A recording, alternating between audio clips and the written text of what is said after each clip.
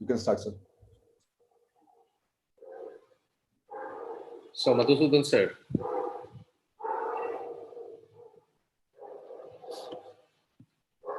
Sir, very good morning. Mortsa TV, we're live now. Now I request our Secretary Madhusudan sir to start the webinar, sir. Thank you, Dr. Huda. Good morning, everyone. As the Secretary of the Bihar Orthopedic Association, it is my privilege to welcome you all in this wonderful program, Healthy and Happy Life. I welcome our respected guest speakers, Dr. Ram Chadha sir, a very well-renowned spine surgeon of our country and an idol for the thousands of the orthopedic surgeons, including me. Thanking sir. Mr. Abhinav Bindra, an Olympic gold medalist. Dr. Digpal Ranawat, renowned physiotherapist. Deepika ji, well-known yoga instructor. Thanks all for your warm presence. I request our respected President, Bihar Orthopedic Association, Dr. S.N. Saraf sir, to say a few words. Thank you. A very good morning. A very good morning to you all. On behalf of Bihar Orthopedic Association, I welcome you all in this wonderful webinar. Friends, happiness is a very subjective thing. It is certainly not a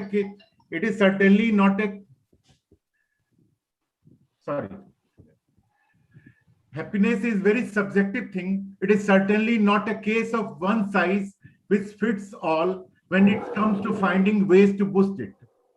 Happiness comes in all shapes and forms as a result of pursuing your dreams. A phone call from a friend, creating a happy home, or simply a much-needed hug from loved one. And regardless of what makes you happy, the research that has proven that living a more satisfied, stress-free, and fulfilled life is linked to our general day-to-day happiness. Today, we have a very fascinating session on simple, healthy lifestyle, which will guide to help us to live a happier life. We have today Dr. Ram Chadha, a renowned spine surgeon from Mumbai, who would be talking about from willing to fail to wanting to win. Sri Abhinav Bindra, our Olympic gold medalist in shooting, will give us ideas on pursuing holistic excellence. Dr. Digpal Ranawat, Director ADPT Medical Rehab Center, will talk about demystifying occupational hazard. And our very talented national and international yoga instructor, Deepika from Mumbai, will take a small workshop on very simple and effective yoga techniques, which leads us today healthy and happy life, which is a must to have in current scenario. Thank you, sir. Thank you, sir. Thank you, sir.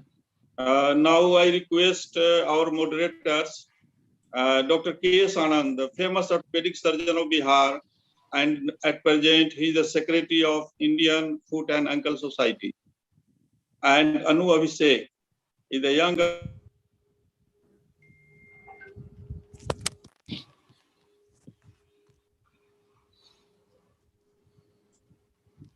Somebody has muted him.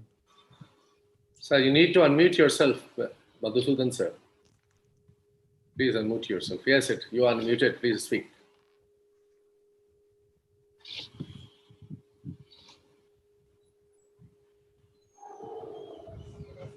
Sorry. I'm audible. Yes, you are now. Yes. Thank you, sir. Now I request our moderators, Dr. K.S. Anand, the famous orthopedic surgeon of Bihar and the Secretary Indian Foot and Ankle Society, and Dr. Anu Abhishek, the young orthopedic surgeon and our joint secretary of the association. Please moderate the program. Both of you. Okay, thank you so much, sir, for your kind introduction. First of all, at the outset, I will really express my gratitude. Can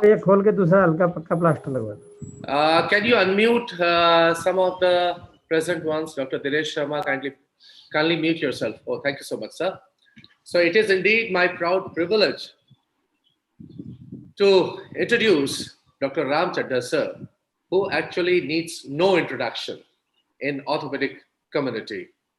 outside the orthopedic committee to general public also, he is recognized as a spine surgeon par excellence, an erudite person, a very nice speaker, and more than anything, a very pleasing personality.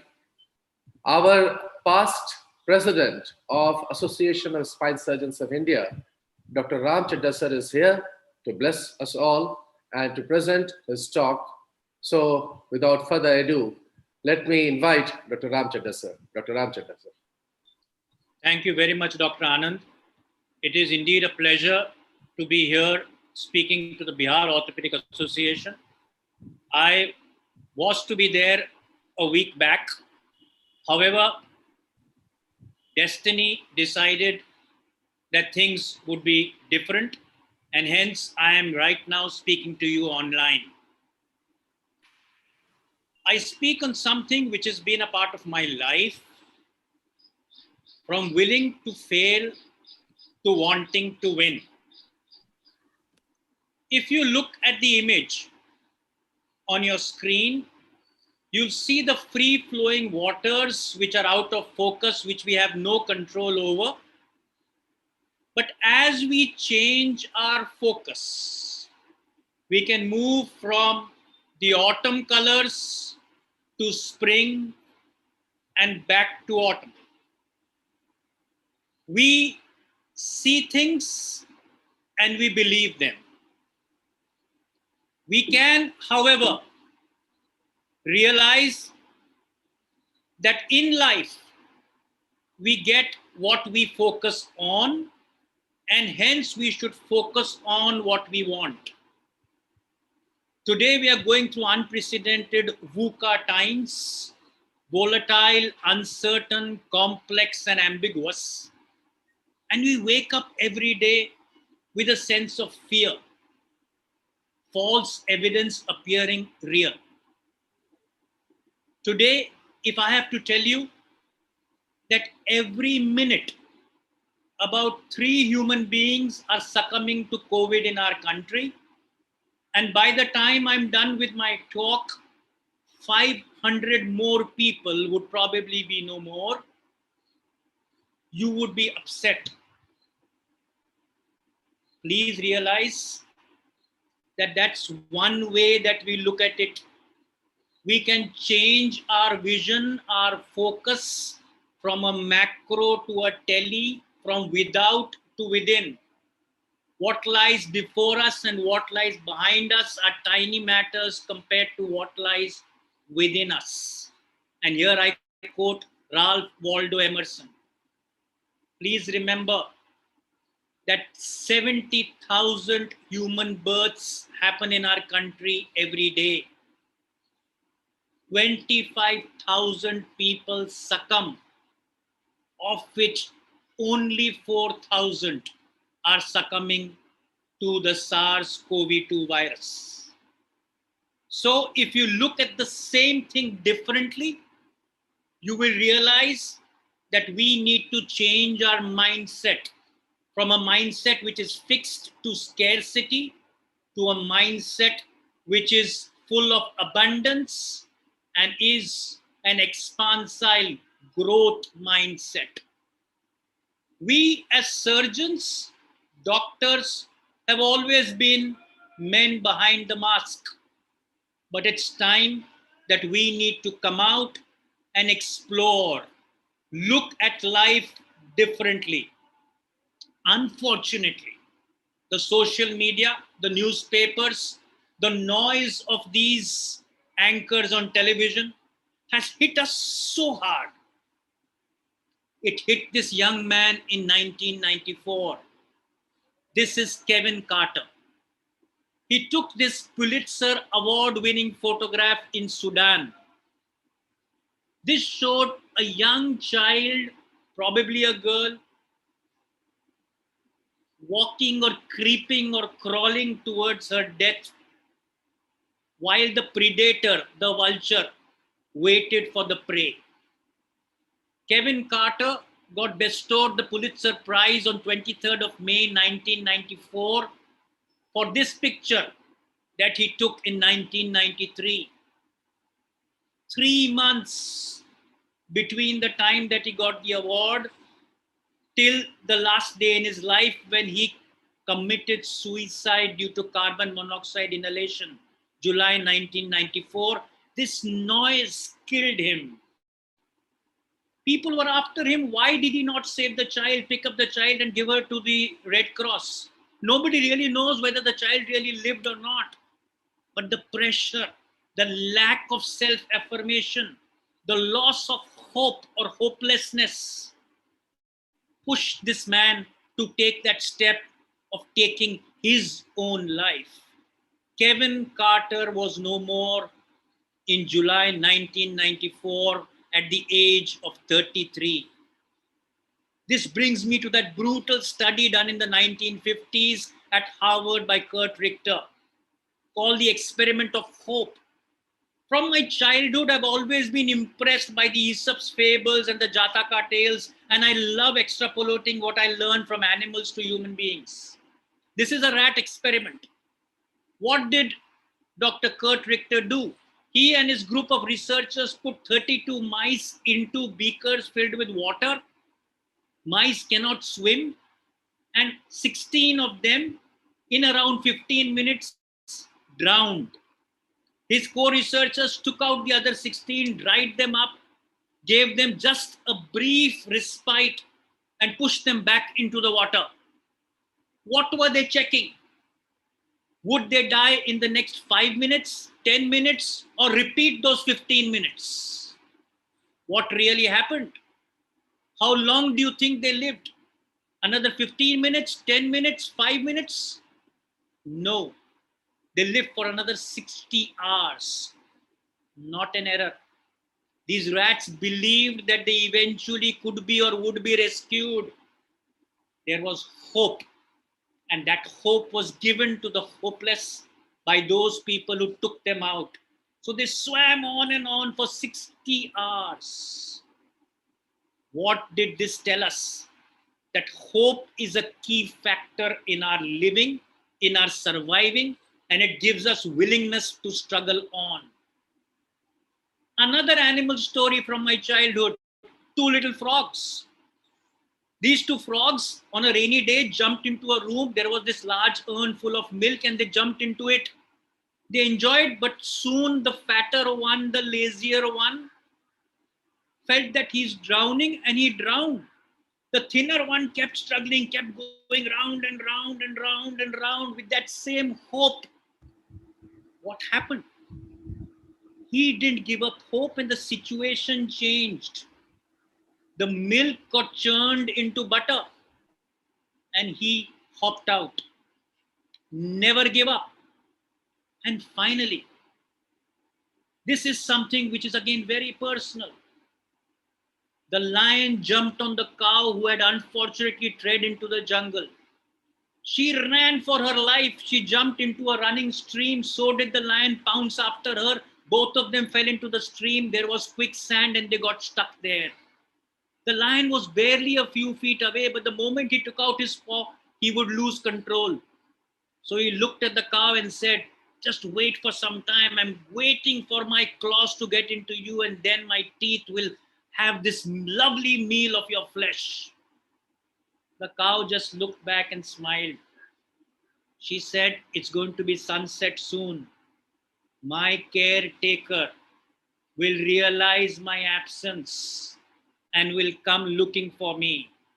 That's exactly what happened. They were both stuck in the quicksand. The caretaker came, identified the cow, and rescued her. This showed hope. The cow had hope that the lion would not be able to kill her, and her caretaker would be there to take her away. We should all live on hope, belief, faith, and trust. These three words may appear different to you, but they are very, very similar to me.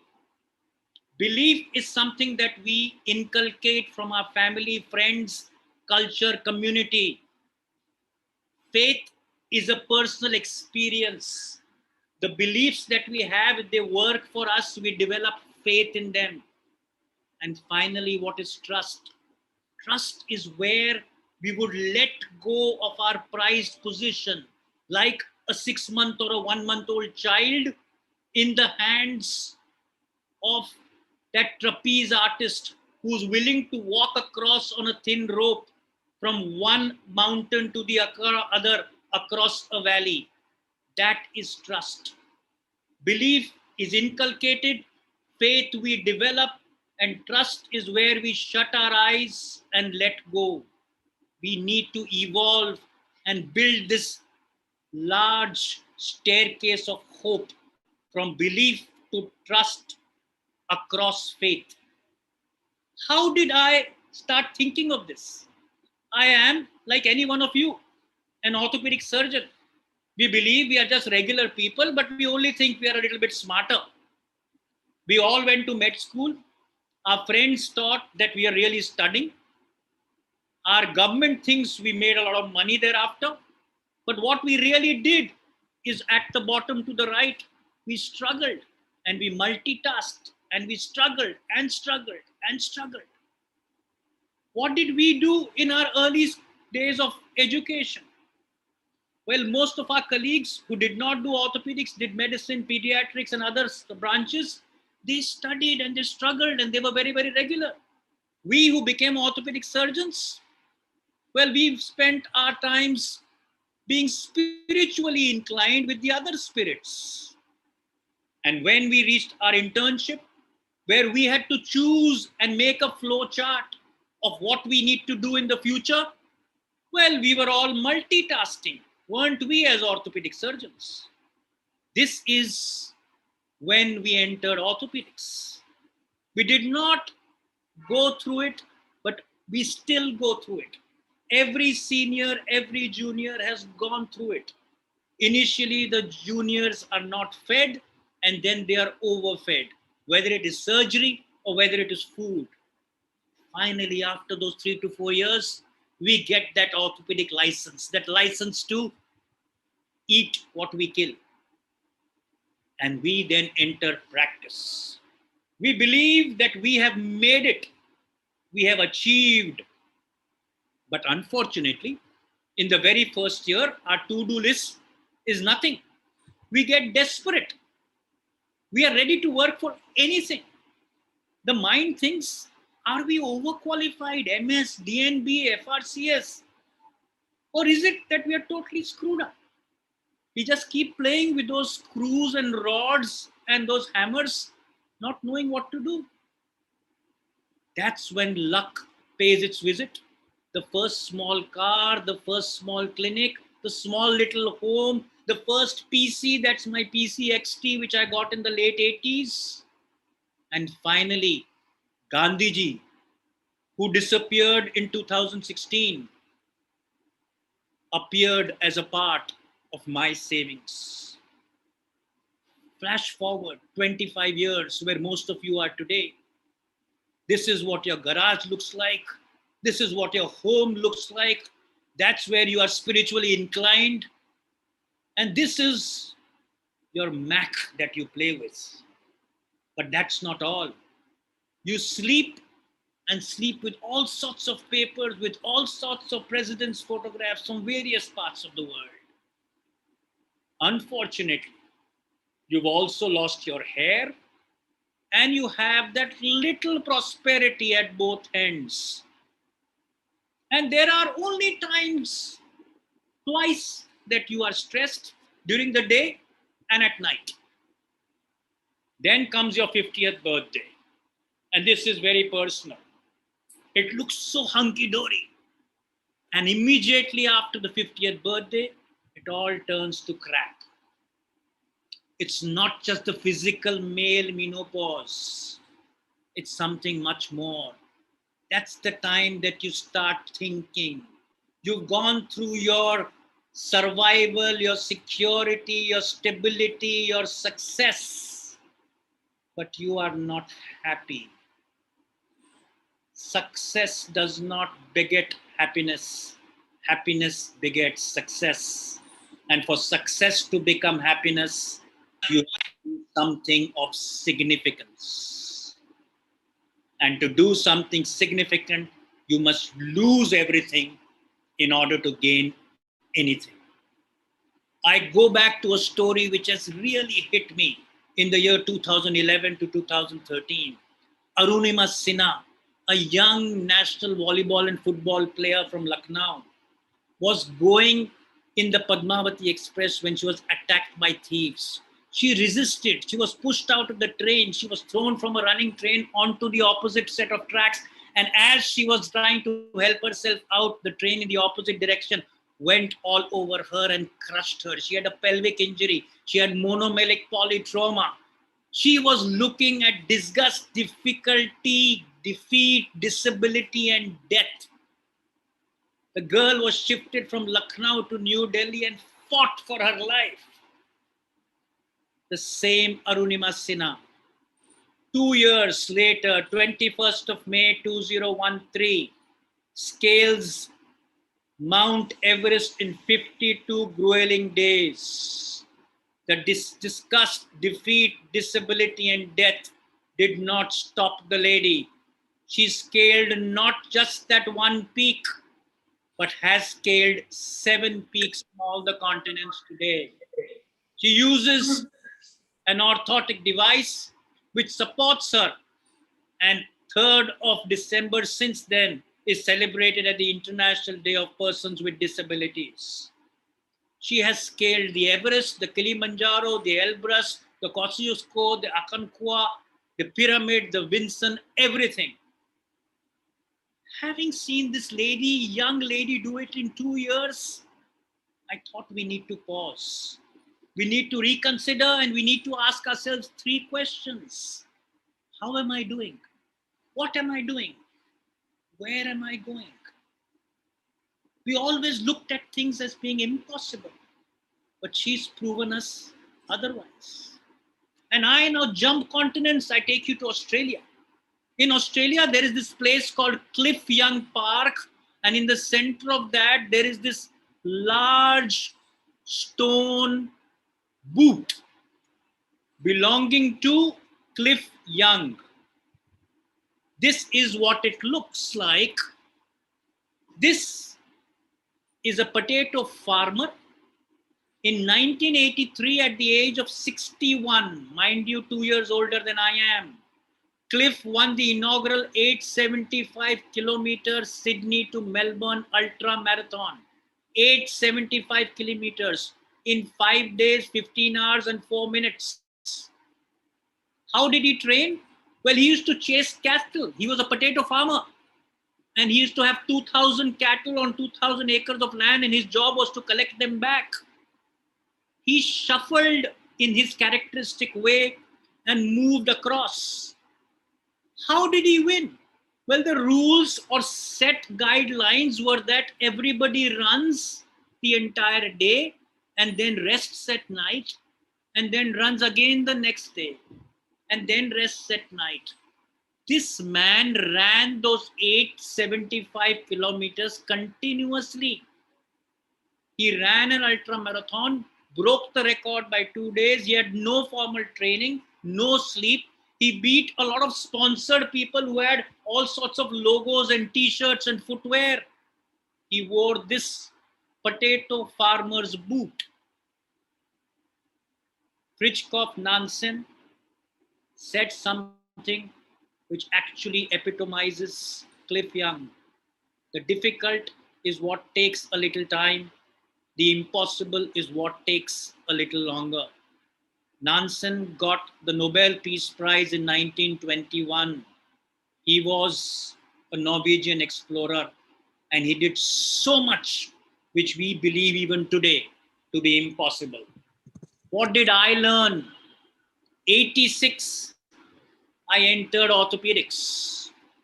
2021, this is where I am before you. And I share my story, which I call Ram Sutra, how to convert disgust, defeat, disability, and death with dedication, determination, discipline, and devotion into happiness and success. Always expect more from yourself. Today, you have to be better than what you were yesterday, and tomorrow, you have to be better than what you are today. We all know Sergey Bubka. What do we know him for?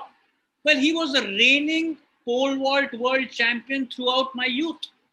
He had 6 consecutive world championship gold medals and broke his own world record 35 times. He wanted to be better today than yesterday, and tomorrow better than today. He went beyond the imaginary finishing line. Champions go higher, deeper, and beyond. Mediocres accept. Quitters never win. Winners never quit. It's not that they do different things, they do things differently. They literally raise the bar, they compete with themselves each day, and they have trust in themselves. Always remember, you have to be part of the solution, or else you're a part of the problem. This is a busy slide, but I do it because I never want to be factually incorrect. Tata Indica was launched by Ratan Tata in 1998. It was a failure in the first year, and his entire entourage told him it was a mistake and convinced him that he should go and sell off the car business. He moved to sell the business to Bill Ford in Detroit, Ford Motors. Bill Ford, sitting in his office, looked at Ratan Tata and said, "Why did you enter the passenger car business when you are not knowing anything about it? It will be a great favor if we buy this business from you." Ratan Tata was hurt, but he practiced the anagram of listen and be silent. He got up, took the flight from Detroit to New York, from New York to Bombay, Mumbai, came back here. 10 years down the line, Ford was getting bankrupt. Tata Group offered to buy Ford's luxury car division called Jaguar Land Rover. Bill Ford with his team came to Bombay House, Mumbai. Bombay House is the headquarters of Tata Group. In this meeting, Bill Ford said to Ratan Tata, "You are doing a big favor to us by buying Jaguar Land Rover. Today, JLR is owned by the Tata Group and is making profit." Ratan Tata, and I quote, "I don't believe in taking right decisions. I take decisions, then make them right. None can destroy iron, but its own rust can. Likewise, none can destroy a person, but his own mindset can. How the mighty fall. It's the hubris of success. Remember that. Be a part of the solution, or else you're a part of the problem. The better you are, you're more useful at the top. Be a leader rather than a follower. Success is never somehow, it is how. There is a way to do it. Plan the details. Have a good route map. Be a situational leader. Whatever comes, you should know how to respond. Let problems come from anywhere, anytime. You'll have a solution every time. Aim to be the very best. Never second best. We all know this ace tennis player, Leander Paes. He's had huge achievements all his life, but I take you to 1990 when he was playing his first junior Wimbledon final. He was pacing in the green room at Wimbledon, and his coach was sitting in one corner reading a magazine. Leander went up to him and said, "Coach, tell me, what do I do? How will I win the final?" The coach just looked at him and smiled, said, "Relax, my boy. Believe in yourself." This man was getting jittery, nervous, didn't know what to do. He went back to the coach, "What do I do?" So the coach, just to gain his attention and to spend some time, said, "Get the Wimbledon brochure." Leander looked around, he couldn't find the Wimbledon brochure. He said, "I can't find it." He said, "Okay, go out and look for it." Wimbledon brochure is basically a collection of the entire past year's winners with their photographs, achievements, scores, etc. He couldn't find it, so he ran down, went to a small provision store, picked up this for £5 or whatever it was, ran back to his coach and gave him that 120 pages of that brochure. The coach looked at it and said, I know it's for you. Open it and read it. So Leander went all the way through it and he said, okay, I've seen it. Now what do you want me to say? He says, tell me the name of last year's junior Wimbledon runners-up. Leander went through it for the next 10 to 15 minutes. He could not find either the photograph or the name in those 120 pages. What does that say? You should always aim to be number one. You cannot aim to be the runners-up. That convinced Leander, and Leander was then junior Wimbledon champion for India in 1998. Aim to be the very best in everything you do, never the second best. You could be just sweeping the floors, but you should be the best.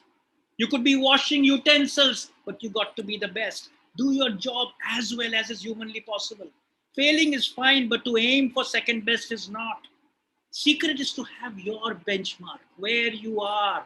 Only you should monitor your performance. Please remember that your aims and ambitions matter a lot. Your aspirations should be humble. Whenever you succeed, you should give credit and should share it with everybody else. And if you ever fail, you should be resilient and gritty to fight back. Make your goals, your aims, your goals simple and attainable.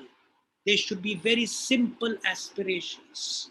Aspire to inspire till you expire. Many of you among the youngsters may not remember this young lady. She's not young anymore. She's Nadia Comaneci, a Romanian gymnast, and I take you back to the Montreal Olympics of 1976. Look at the right lower slide. It has a digital clock and a digital score sheet. That digital score sheet cannot show 10. It can show a maximum of 9.99. Hence, for Nadia Comaneci, it showed 1.00. There was no provision. They never expected a human being to achieve perfection. Nadia Comaneci did. Zero defect, precision, and sustained excellence is humanly possible. Starts with the attitude of refusing to settle for anything but the best. Cannot be second best. Lack of excellence should hurt you. Once it hurts you, it instructs you. Once you get the instruction, you will create. And once you will create excellence. Aspire to inspire in silence. Let your work speak for you. Despite all this, nobody wins all the time. Nobody loses all the time. Muhammad Ali, Michael Jordan, Pele. Michael Jordan, regarded as probably the best ever basketballer. I've missed more than 9,000 shots in my career. I've lost almost 300 games. 26 times I've been trusted to take the game-winning shot and missed. I've failed over and over and over and over again in life. That is why I succeed. Nobody wins all the time. Nobody loses all the time. Mistakes will happen, whether it's in our practice, in surgery, or in life, helplessness or negligence. Treat short-term setbacks as maturity gain and short-term success only as motivation. Good results will come from experience, but mind you, experience only comes from bad results. Abhinav Bindra at the age of 17 was the first young Olympian who went to shoot. He was at number 11. 4 years later, he came to number 4. And in 2008, he was the gold medalist at Beijing. Failure is not the opposite of success. It's a part of success. Defeat is not when you fall down, but when you refuse to get up. Greatest pride is to grow in your own eyes. Greatest setback is to fall in your own eyes. Our man, whom we all look up to and admire when he comes to play, Virendra Sehwag, his career had almost finished. You may never play for India again. He was so erratic. He looked up to his role model, his mentor, Sachin. And he was batting with Sachin on 294 at Multan. And what did he say? अब पाकिस्तान के खिलाफ मुल्तान में जब मैं 294 पर batting कर रहा था तब मैंने सचिन को कहा, अगर मुश्ताक ओवर करने आएगा तो पक्का पहली बॉल पर सिक्सर मारूंगा, और मैंने वैसा ही किया. He converted his subconscious doubt into subconscious belief, and the rest is history. Fastest 200, 319 runs, highest number of triple centuries by an Indian. Greatest pride is to grow in your own eyes. Greatest setback is to fall in your own eyes. Avoid using words like always and never. Don't make commitments which you can't live up to. Reduce your subconscious doubt, increase your subconscious belief. Learn to do what you say, only then can you achieve what you dream. Always have a good coach. Remember, a good coach can turn good to great. We know these two people. Boris Becker, somebody I admired as a child because he was a young prodigy, and Djokovic, someone who's still ruling the roost. Today, if Djokovic was to play Becker, Djokovic may beat him 6-love, 6-love, 6-love. But no, the best period in Djokovic's career was when Becker coached him, and he just looked him in the eye and told him what to do. There are three types of people in the world. One who wonder what happened, two who wonder and watch what happens, and three, the most important, who make things happen. Goodness can turn to greatness if you make it happen. And how can it happen? You have to have a coach, but you have to keep the student alive within you. Your coach is your third eye. He need not be better than you, but he has to be a great observer of you. In pushing the lower, the higher delights. Go back to our biology. To the left is the caterpillar, to the right is the butterfly. This is not reformation, but this is transformation. Just when the caterpillar thought that the world was over, it became a butterfly. It's the end of the world, said the caterpillar. It's just the beginning, said the butterfly. Pushing the lower, the higher delights. We all go through struggles, sufferings, challenges, testing periods. Tough times, the man is being pushed, but the higher, the creator is delighting. When the caterpillar is being pushed, it's the butterfly that's being born. Every time man is pushed, the creator delights. Our instincts help us choose between pain and pleasure. It's our conscious which tells us what is right and wrong. And there is a complete horizontal exposure and a vertical expertise. This flux makes us rise. Please remember, we were all born to lead. I go back to where I started with Sergi Bubka. Olympic champion Reno Levellini broke Sergi Bubka's 21-year-old pole vault record, which stood at 6.14 meters, by jumping or pole vaulting 6.16 in his Ukrainian home on 16th of February 2014. Sergi Bubka was the first person to congratulate him. You were born to lead. Look up to your mentors, to your role models, but don't give up. What is possible for one man is possible for all men. What one man can do, another man can do much, much better. Please remember, each one of you today is listening to me because you are a human being, and you are so because you were the leading sperm. Even as a sperm, you were not a follower. You were a leader. Live up to your inheritance. And finally, you are an instrument of a higher force. Who is this? Pandit Hari Prasad Chaurasia. Nobody plays the flute better than him. That's what we say. But he believes that music comes through the flute, not from the flute. If you believe that whatever you do is coming through you, that you are but an instrument of a higher force, you will be an achiever. Have a belief system. What you think, you may call him anything. You don't have to prove him or it to anybody. Justify it, show it, convert other people to your belief. No, you don't have to even preach it. You may call it by any name, God, good, something, somebody, anybody. Just surrender to it, give in to it. Please remember, meditation is in nothing, but the belief system is in everything. ओम भूर्भुवः स्वः तत्सवितुर्वरेण्यम इंशा अल्लाह जो बोले सो निहाल सत श्री अकाल Our Father in heaven, holy be thy name. Thy kingdom come, thy will be done on earth as in heaven. Please remember, we are all not just reforming but transforming. You may give your belief system any picture. I have my belief system. That's my Father. Without my belief system, I cannot. Without me, my belief system will not. My belief system and myself, anything is possible. Maintain this balance and create trust in your belief system. Overcome the Duryodhana's predicament. What is Duryodhana's predicament? We all know that Duryodhana was a great warrior, but what did he tell Krishna? He said, I know what is right, but I cannot indulge in it. I know what is wrong, but I cannot avoid it. We have a Duryodhana in each one of us. We know what is right, cannot indulge in it. We know what is wrong, but we cannot avoid it. Practice work-life balance. Learn to let go of your ego. Enjoy the aha moments of your life. Do one good thing every day. Stop using cuss words. Stop smoking. Stop breaking signals. Practice pristine honesty, even if it is 3 o'clock at night and there's a red signal. Wait. That is pristine honesty. Majority honesty is what? 4 of us are waiting at the red signal. One looks at the other and one breaks and the other 3 break with him. That's majority honesty.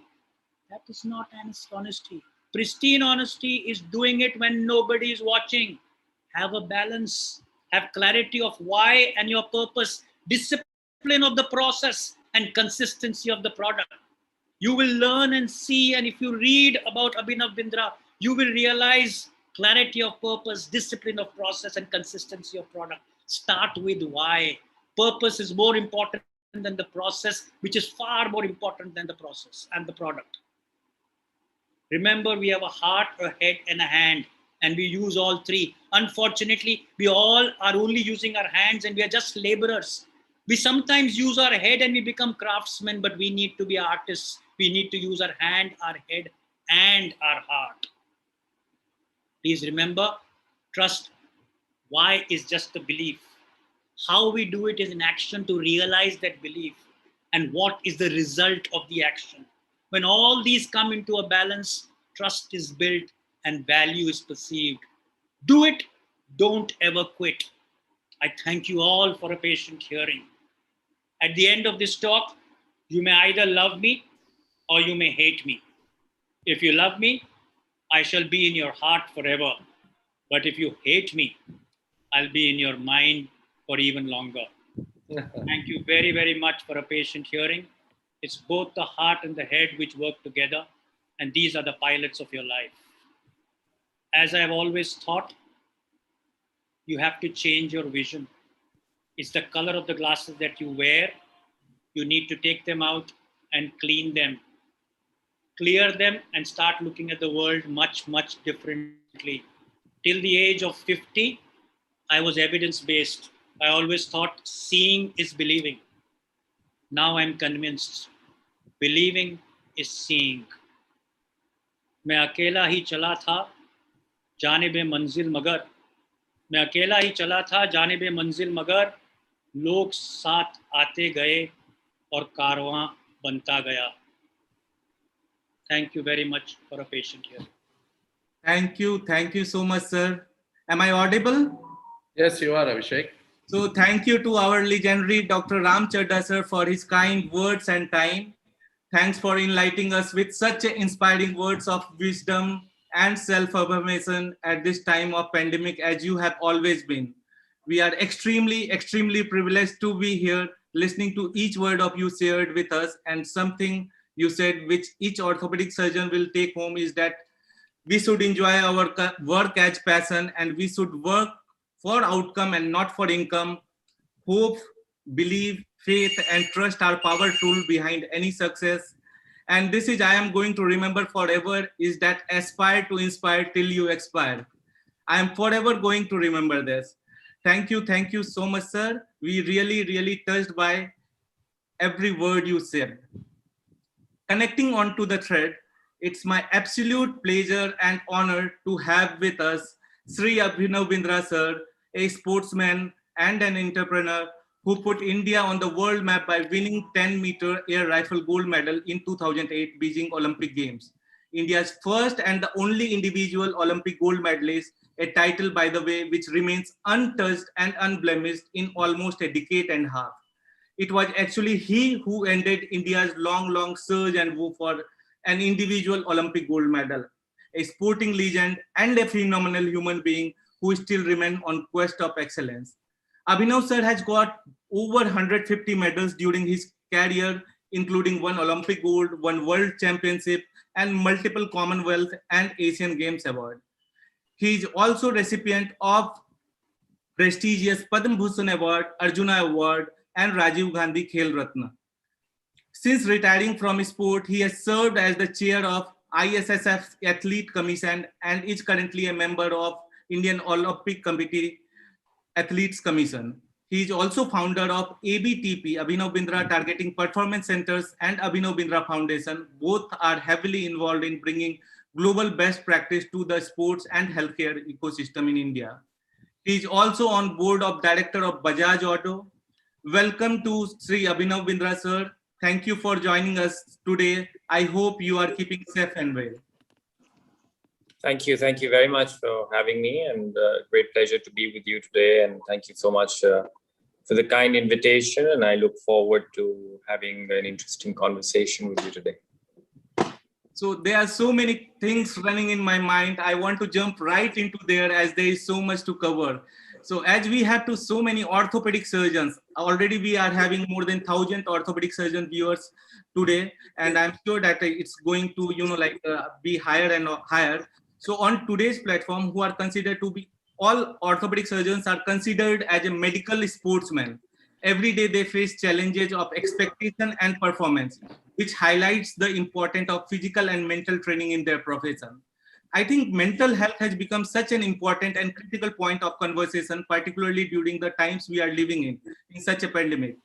Sir, can you guide them through when did you realize the importance of physical and mental training in shooting?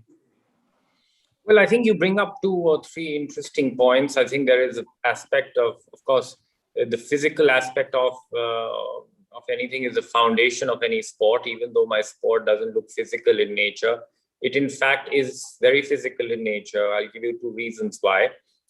Number one, the human body, as you all well know more than me, is actually built to move.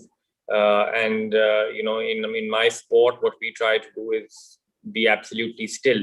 So it requires an immense amount of coordination. It requires an immense amount of balance. And it requires your body to be really working really efficiently.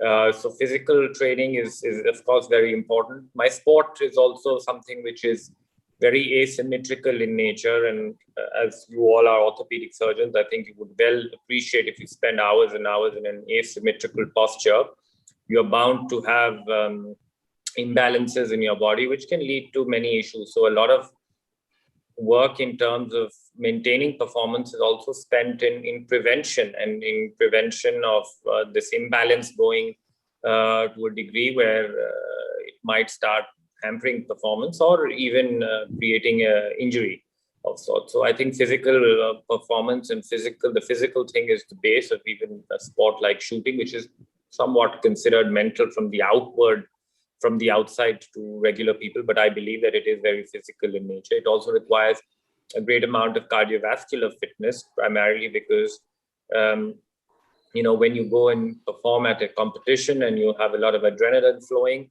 your heart rate will certainly go up. And in a sport where you require an absolute amount of stability, if your cardiovascular system is working more efficiently, hopefully it can counter that pressure a little bit better, which that adrenaline brings, the heart rate peaks that the adrenaline brings to. So that is the physical element. Of course, there is an element, you talk about mental performance. And of course, it is well known that psychology plays a very important role in sport in general. And my sport is no different from any other sport, where you have to find a way to make sure that your mind and body work in tandem. You find that synchronization between mental performance and physical performance. So that is a well-known fact, and I think psychologists are psychology has become a good friend of sport in general, and you know, a lot of work is actually put into the sport psychology aspect of it in regards to performance. But really, the topic that I would like to really touch upon is what you touched upon, is the aspect of mental health and mental well-being. This is a topic, again, is something, obviously, as you all probably know better than me, again, is that it is something which is highly stigmatized in nature. It is a topic in society in general, and in sport even more so. I think the perception of athletes is that athletes are you know, almost immune to any kind of mental health issues just because they are mentally strong and all of that. But in fact, an athlete's life sometimes faces more triggers and are prone to more mental health issues, primarily because, you know, we are dealing with success and failure on a day-to-day basis. There's a high amount of pressure. There is an impending end of a career happening. There is constant travel happening. There is sometimes a lack of sleep happening. So these are all certain aspects that I'm bringing to the fore to build a case that athletes are actually more prone to mental health issues. But again, the foundation has to lie in keeping human well-being at the heart and center of high performance. I think that is a change of attitude that everybody requires, not just in sport, but I think in any field where you're chasing excellence. And, you know, there is a very fine line between excellence and obsession. And you have to protect each one of you, and some of you are young doctors. You all have to also protect your passion in many ways. You all are probably, the young doctors joining in today, are very passionate about what you all do, and you know, but what I would just like to say is keep your human well-being at the heart and center of what you do, because if you're able to do that, you will at the end of the day be able to perform better and touch many more people's life and work more efficiently and more productively.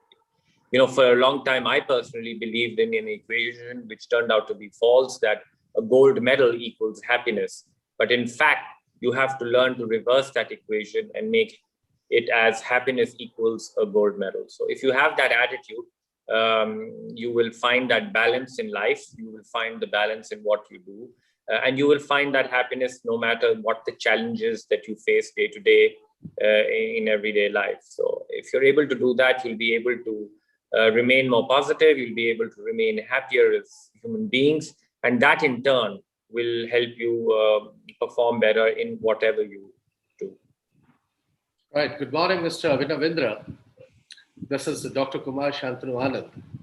I'm one of the moderators of this webinar, and it is indeed my proud privilege, indeed an honor to be talking to you. And we are so thankful that you have graced this webinar with your august presence. Listening to you really reinforced my idea that gold medal is not happiness, but your happiness should translate into gold medal. That is such a nice thing that you said, sir. Thank you so much.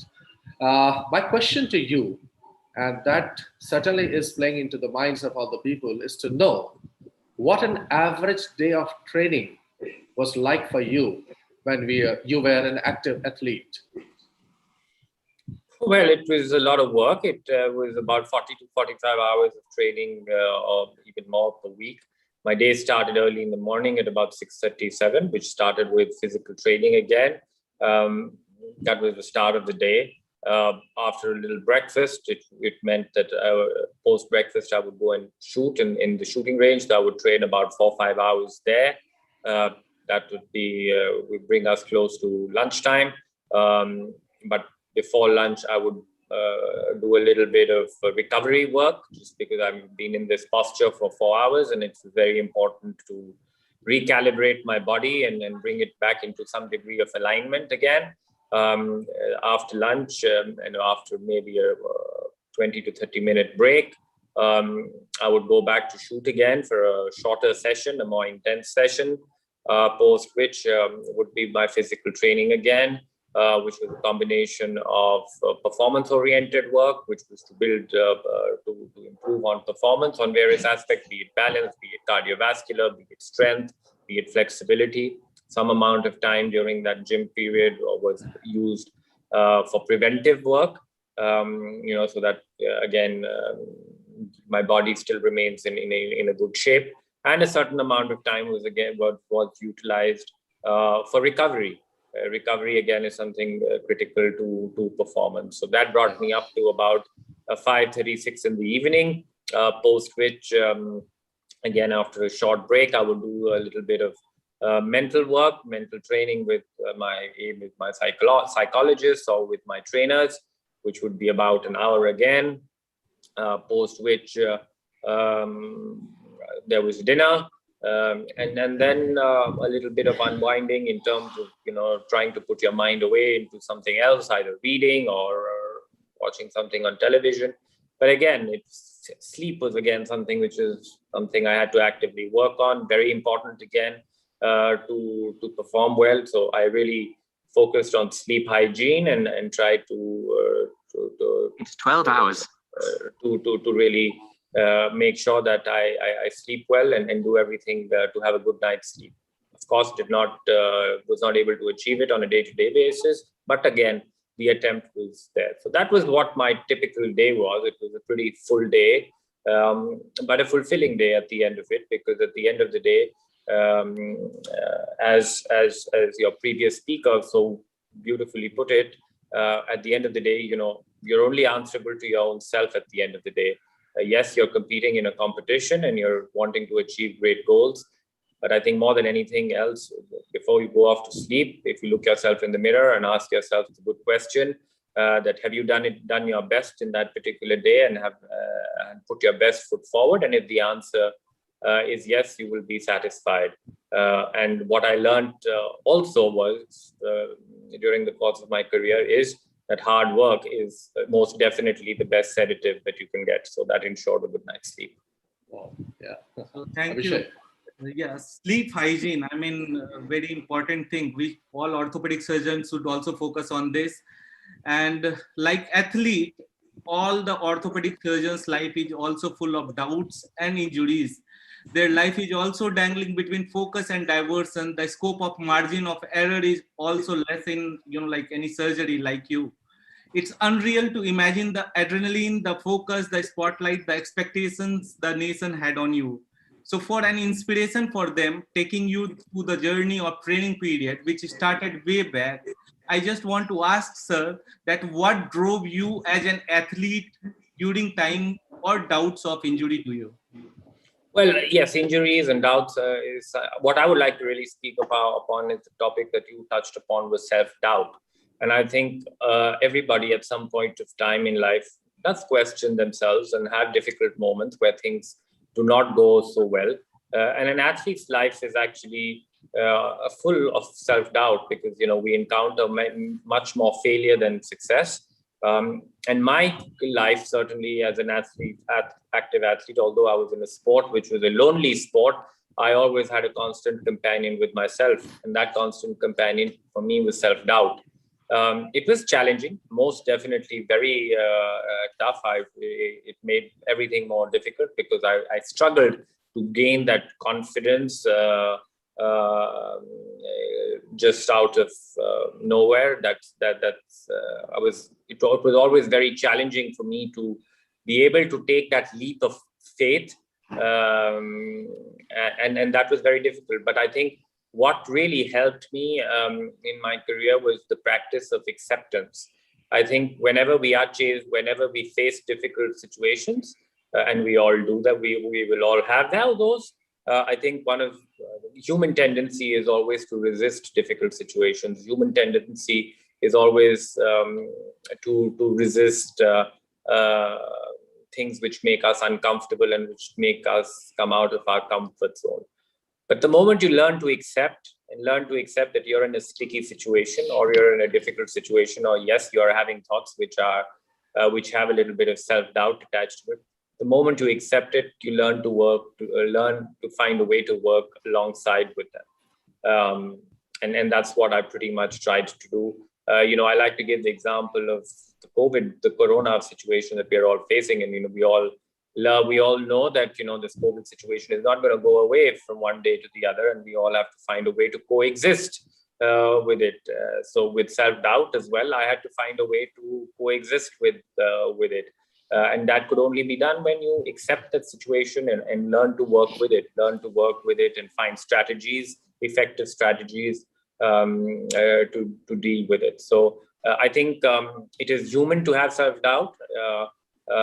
It is normal to have self-doubt. So when you do have those self-doubts, I would just like to say, don't be so harsh on yourself, and don't try and paint that picture that others' lives are greener, or people who are having success at this moment, they don't face this self-doubt. I can assure you that even top performers, and we saw in the last presentation, there were a lot of great examples given of really unbelievable athletes, and I have had a chance to actually speak to a few of them, and each one of them, from a Sergei Bubka to Nadia, they all face self-doubt at some point or the other. So don't put yourself again in that line of thought that others have it easier. Everybody has certain limitations, and everybody is working with them. So learn to accept, I think, is what I try to do. That's how I try to handle these difficult situations, and that is the only advice that I would like to give today. Yeah, thank you so much, Mr. Binder. That was a nice thing you said, that you don't have to be too harsh on yourself when self-doubt creeps in. Thank you so much. We all know the value of data and technology in today's world is immense. And I'm sure you must have also had the assistance of data and technology in your training. So I would be very interested in knowing, how did you use data and technology to aid your training, and how did it benefit you? So, I was somebody who was very driven by science. I was somebody who was very driven by technology throughout my sporting career, right from my preparations towards Beijing, where for the mental side, I did a lot of work on neurofeedback and on biofeedback to train my mind and to train my body. And there again, it was all about data. It was about firstly collecting data on what sort of brain activity I had when I was performing well, and then try to find a way through technology to be able to recreate that mental state and go into performance. In terms of the technical sports side of it, it was very data driven. I used certain technologies which is used on missiles, for example, and you have you can put a sensor on your rifle, and which gives you a real-time feedback and a trace of how your rifle is moving.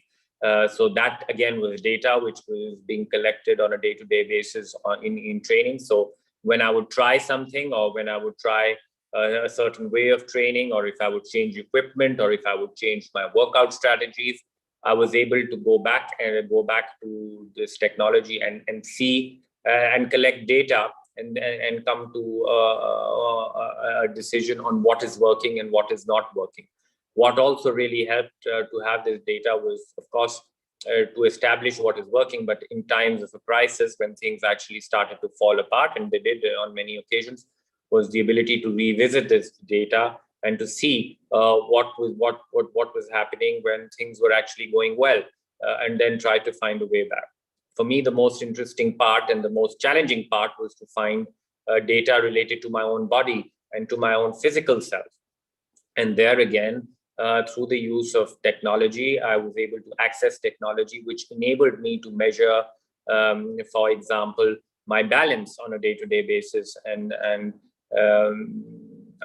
how I'm able to, stabilize, and through real-time feedback, I was able to also actually train on it.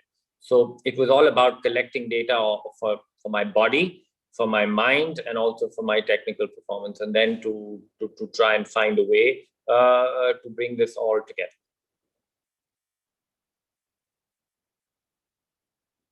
You're on mute. Abhishek, unmute yourself.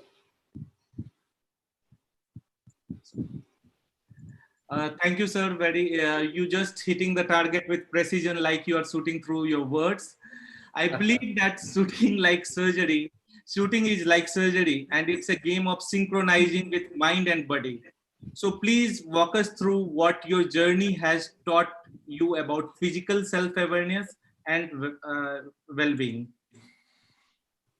Well, I did touch upon the physical well-being and awareness parts a little bit, but what I would like to maybe answer this differently is, yes, I was a successful athlete to a certain degree in my sporting career. And yes, now that I have retired from my sport, and I can and no longer and have exited my investment of sorts, I can look back at my career a little bit more dispassionately. And I look back at my career for not the few medals which hang on a wall. I look back at my career at the relationships that I built with my coaches, with my parents, with my support staff, with my competitors.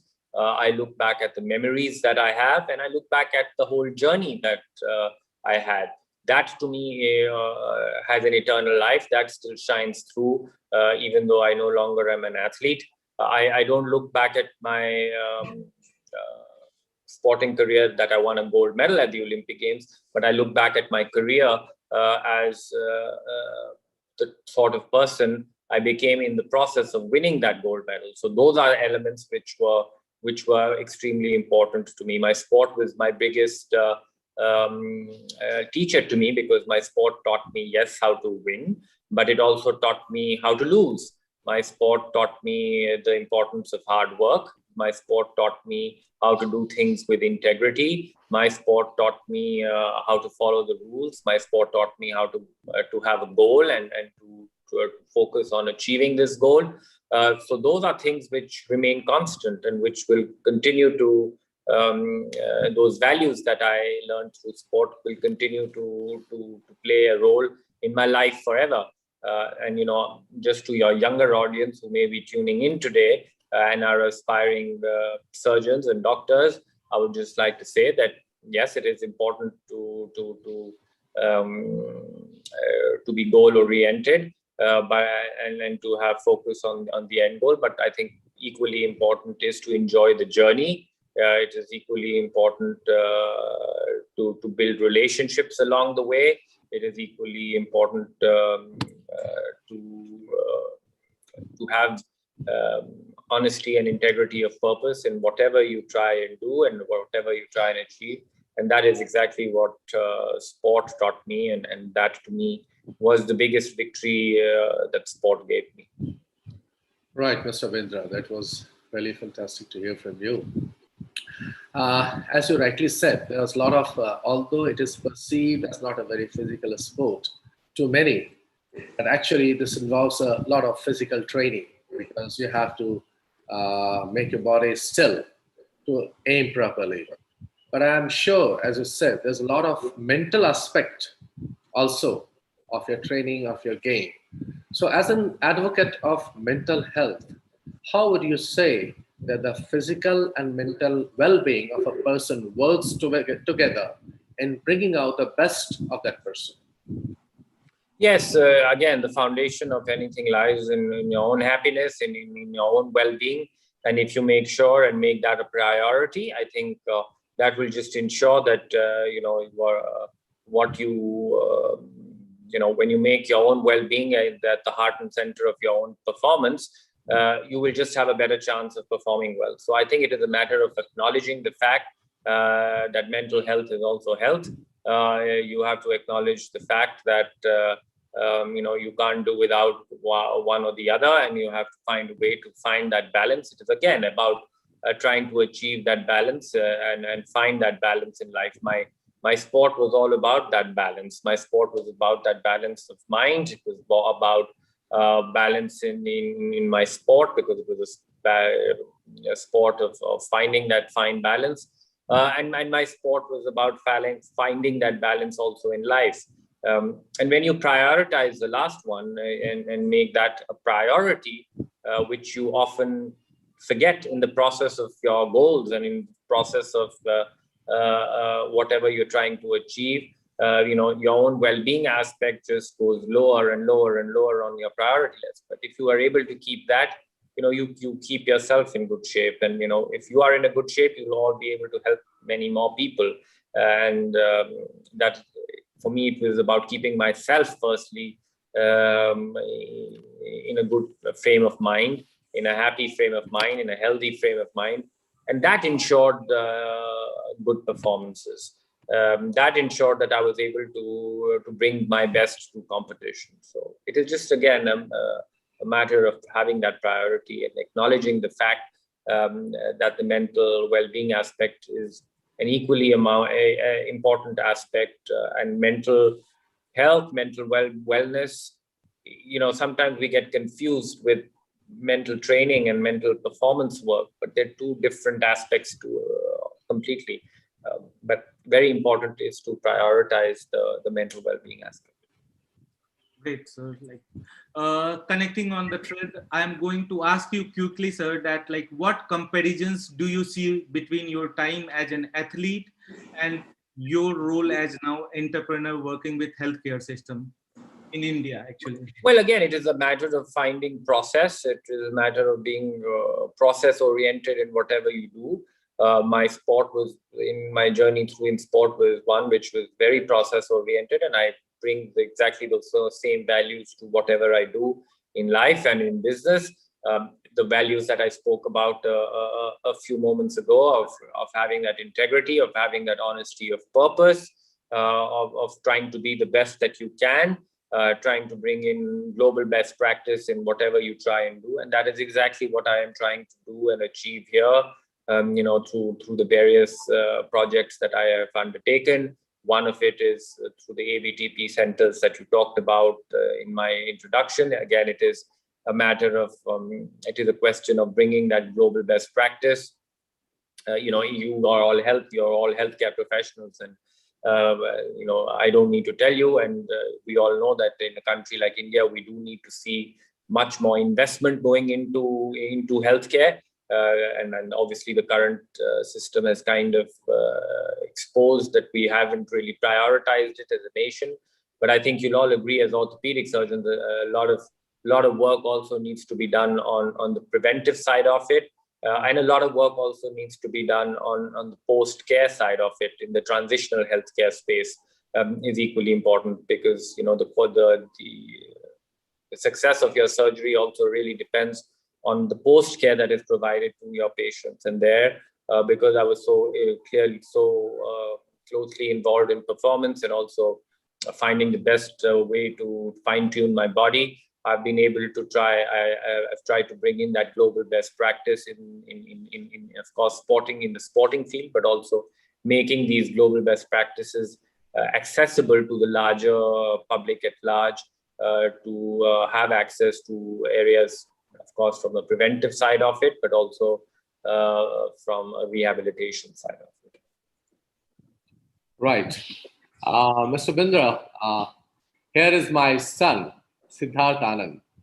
I had one more question for you, but Siddharth probably is interested in talking to you, asking you a question. So if you allow, Siddharth will be there for you. Go on. Yeah. Good morning, sir. Hi, how are you? I'm fine. My question to you is, what is your message for young generation in these difficult times? I think it's so important to be there for one another. I think one is always, when things are good and things are rosy, we all like to be there for each other. But I think it's equally important, or even more important, to be there for each other in bad times. And of course, we are all facing those challenging times. So be there for each other, for your family, for your friends, and try and do whatever you can to help. I mean, in whatever little way you can. I think that would be my suggestion. Of course, it's a very challenging time for everybody. I think the whole nation is struggling, and many families are affected.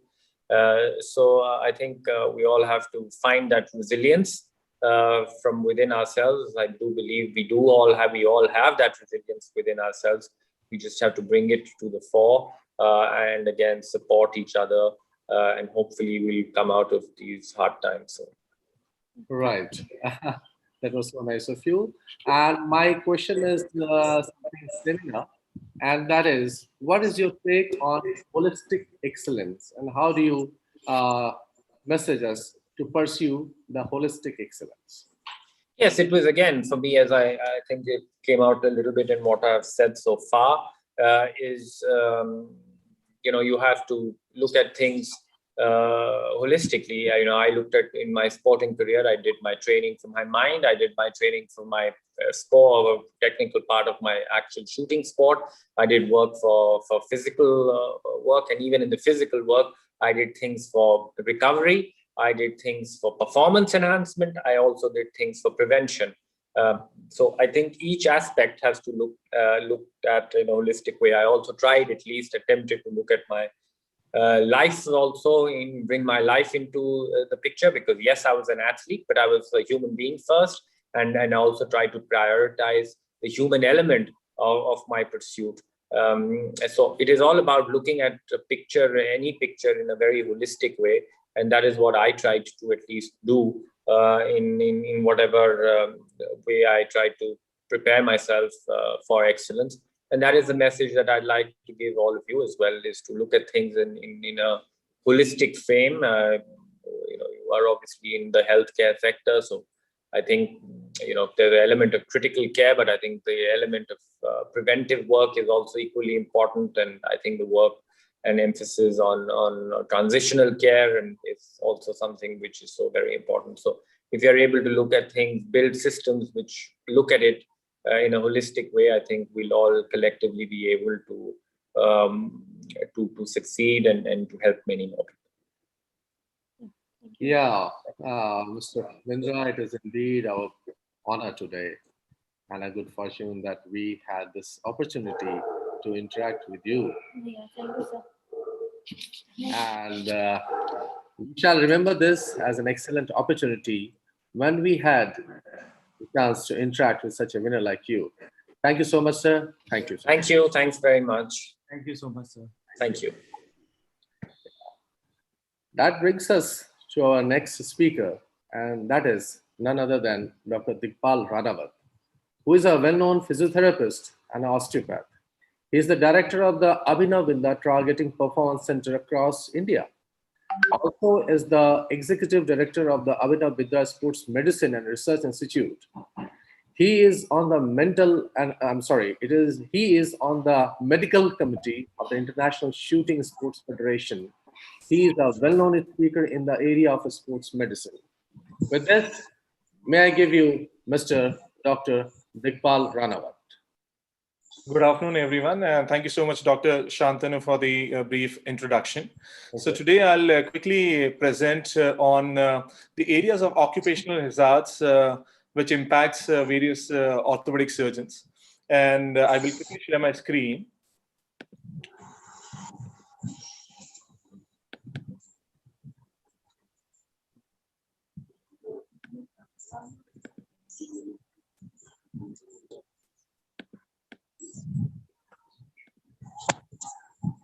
Is my screen visible to everyone? Yes, yes. Okay, great. So I'll give you insight about what Abhinav sir mentioned. It was great to hear him and share his journey and also his point of view as an athlete, that what he went through and what he feels that there should be right balance between physical and mental component for each and everyone, being an athlete or any other entrepreneur or even doctors. And same way over here, if you see in this particular topic, I would be covering about various occupational hazards an orthopedic surgeon goes through. And at the end, for a surgeon, he is the person who is treating a number of patients, helping them out with their aches and pains. But there is no one to precisely guide them or help them or make them understand that they are human being first, as Abhinav sir mentioned, and they have their own share of issues which they face and how it can be rectified. And I'll give you an insight, a little bit more brief about myself. I have been working with Mr. Bindra from London Olympic Games till Rio Olympic Games. I was his team medico, and I was also on the team medico for the Indian shooting team, which went for the 2016 Rio Olympic Games. And right now, I had the Abhinav Bindra Targeting Performance Centers, and we have close to around 10 centers across the country. These are advanced medical rehab centers where what we have set up is world class under the aegis of Mr. Abhinav Bindra as being an athlete and being to almost 5 Olympic Games with 23 years of his Olympic career or career as an athlete. He has been to the best of best medical rehab or sports medicine centers across the globe. And he felt that there was a big need in India when it comes to post-surgical or critical care where a patient needs quality rehab. And this was the missing link. And in 2016, after Rio Olympic Games, he set up these Abhinav Bindra Targeting Performance Centers. And just to give you a quick insight, we have centers located in Mohali, in Delhi. We have a facility in Pune, Bhubaneswar, also Gurgaon. So any of you surgeons get a chance, please do visit the facility, which is a state-of-art facility, and also what we do there.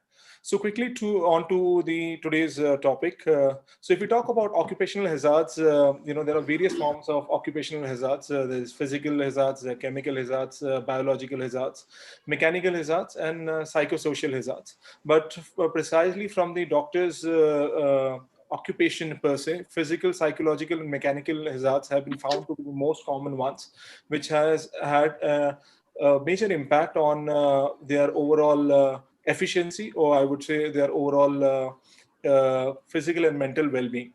So if we look at certain components like, in any form of surgery, the doctor, there's no fixed time that for a particular duration. It can last from 3-4 hours to maybe 10 hours or maybe more. And in that particular scenario, the doctor for the list of surgeries good amount of static stability. When we talk about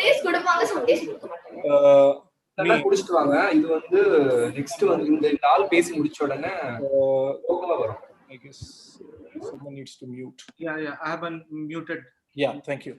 So if we talk about any form of surgical intervention, it's all about fine motor skill. So as Dr. Abhishek mentioned before that, surgeons are no less than shooters, because in shooting as well, you need quality fine motor skills to excel. And in surgery, again, you need fine motor skills. But to precisely replicate those fine motor skills for number of hours, which a surgeon does, it leads to a lot of compensation which the body goes through, or also you can say a new normal, which actually impacts the overall movement quality or movement economy for the surgeon, which can lead to further hampering their fine motor skills and also the outcome over the time period. So what are the possible causes of various occupational hazards for the doctor? First important component you can see is lifting heavy surgical tools or equipment, which the doctor or surgeon needs to hold during the surgery for a certain time period. And again, you need fine motor control or skills to do it. So you need first joint stability, then muscle strength. It's just not about having strength to hold the tool, but having the control plus strength to hold that tool in a particular position for a certain time period. Second thing is prolonged standing posture. So you see the joints need to provide you that static control, and also the right muscle needs to work to provide you with a good amount of standing posture to stand for such a long time period. Third important thing is again static stress which the body goes through, or the poor posture over the time period the surgeon has to adopt, because he needs to change his stance or change his position during that long duration of the surgery.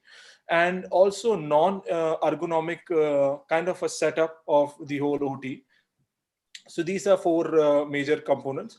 And if you look at the recent study by McVeigh, the recent study in 2021, where there has been a survey about orthopedic surgeons and on their surgical economics and musculoskeletal pain. And they found that there are four major areas which are the bothersome areas for an orthopedic surgeon.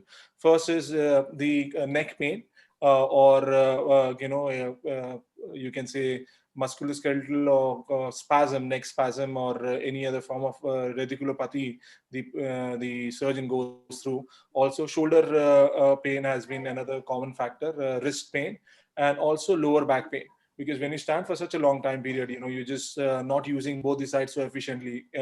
Every human being is one side dominant, and when we start using one side more often, the other side is neglected, and it leads to a lot of muscle imbalance or compensatory patterns in the spine, which leads to further mechanical back pain or occupational related back pain.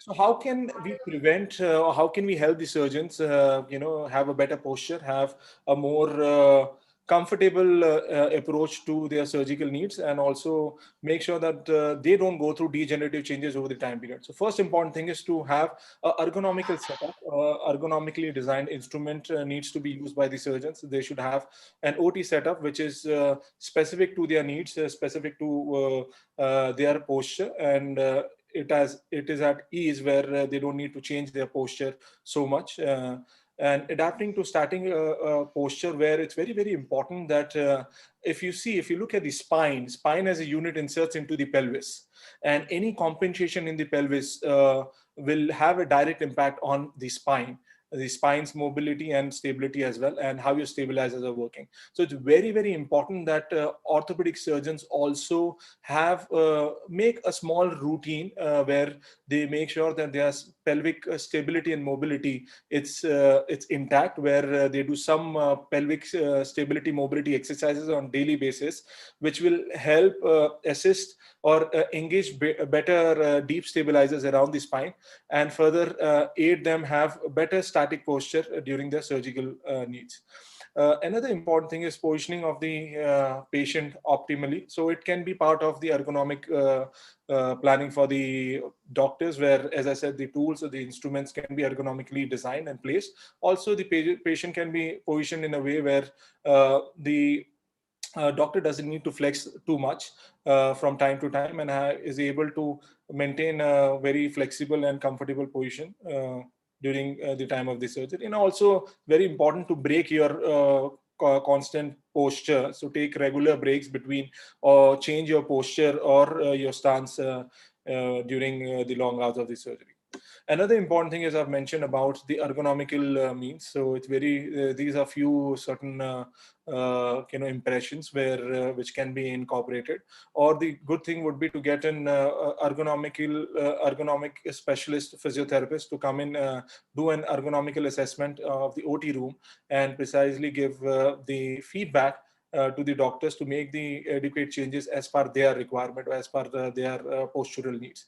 So few things which can be looked at is the operative height, the elbow height as well, and also the gaze angle to the screen. Very, very important. Also, the operative field should be at 45-degree flexion of the torso. And also the arthroscopy monitor should be at the eye level. So these are few basic suggestions. But as I said, the best thing would be to have an ergonomic specialist to come in and evaluate the whole setup. Another important component is we can have, as I said, a stretching and strengthening program for the doctors, which can be created by a physiotherapist, and which can be incorporated by the doctors into their daily fitness regime, which will help them have slow down the degenerative changes they might hold because of the repetitive nature of their job. So how do we help the doctors in our ABTP center? So just to give you an insight, we have started with a campaign, We Care for Our Doctors. So in all our centers and nearby hospitals, with the doctors with whom we work closely, the doctors have been invited to our center whenever they have a chance, where in all the centers over the time period, we have catered close to 12,000 plus patients and 15,000 plus athletes, and we've done 25,000 plus clinical assessments. So the doctors have come into the facility where we have a postural lab. So we have various labs in our facility, where for the doctors, we first do a postural assessment. As I said, the key important component for them as per their occupation is standing for longer duration. So it's very important to precisely check their static stability, check their overall trunk stability as well in comparison to their static stability, check their ankle, knee and hip proprioception and control as well, which will aid to their overall mechanics, and also help underline what kind of customized stability training they should do. So in this particular lab, we have devices where we check their hip, knee, and ankle stability and control. And on the same devices, through biofeedback, we help them gauge better stability and control in the joints. Second important section we have, it's the postural bench, where doctors, as I said, three important areas or four important segments have been seen as the major areas of musculoskeletal issues: the neck, shoulder, lower back, and the wrist. So if we talk about lower back pain, we have seen a lot of doctors having a complaint of lower back pain. So on this postural bench, we make the doctors lie down, and it's a sensorized bench where there are 6 different load cells, and it gives us insight about the amount of muscle imbalance they hold in the posterior chain of muscle and impact of that on their spine. So we have seen in a lot of patients, they have functional scoliosis because they use one side more, and they adapt that posture, and they're not aware of the particular impact it has on their surgical needs and overall health as well. So for doctors, we have seen on the postural bench the kind of imbalance, and we provide them with the right strategy, a training program which they can incorporate at home. Then we have the functional lab. So once we are done with the postural assessment for the doctors, we make them do the functional assessment in the functional lab, where on devices like the digital wall, where it's a sensorized platform and a camera in front, we get real-time insight about how their occupation, standing long hours and operating, had an impact on their normal ADL activities like sit to stand, squat movement as well. So all these things have been checked for the doctors, and we give them a program to precisely improve their upper limb body strength, lower limb strength, or agility, mobility, whatever is limited. Then we also do isokinetic testing for the doctors, because again, when you stand for longer duration, there is already compensation. You're overusing one side, and there is functional scoliosis in the spine. There is poor mobility in your hip joint. It leads to further wear and tear in the knee joint as well. And we have seen a big amount of imbalance in their quadriceps and hamstring ratio. So we have isokinetic lab where we do the isokinetic testing for the doctors to check their quadriceps hamstring muscle ratio and also help them improve their muscle strength to quantify it. Then comes the gait lab. So after doing the postural assessment, functional assessment, we check how their gait analysis is. So as I said, please don't get me wrong. Doctors are human beings as well. And at the end, this applies to the patients whom we treat. But at the end, we want to make sure that we care for our doctors. And this is the kind of an approach we have for our doctors for their well-being, and also giving them scientific insights to improve their overall exercise economy. So in the gait lab, we do a gait analysis also for the doctors to check their step length, step frequency, and then give them a cardiovascular program, because it's very, very important that if you stand for longer duration and if you don't move so much, it has an impact on your cardiovascular efficiency as well. So based on that, we make a plan for them, and they come in after every 6 months, and we are able to upgrade their plans. So generally, these are the kinds of reports we generate, just not meant for the doctors, but also for the patients, where we check their static, dynamic stability, their gait assessments, and we are able to quantify their progression as well.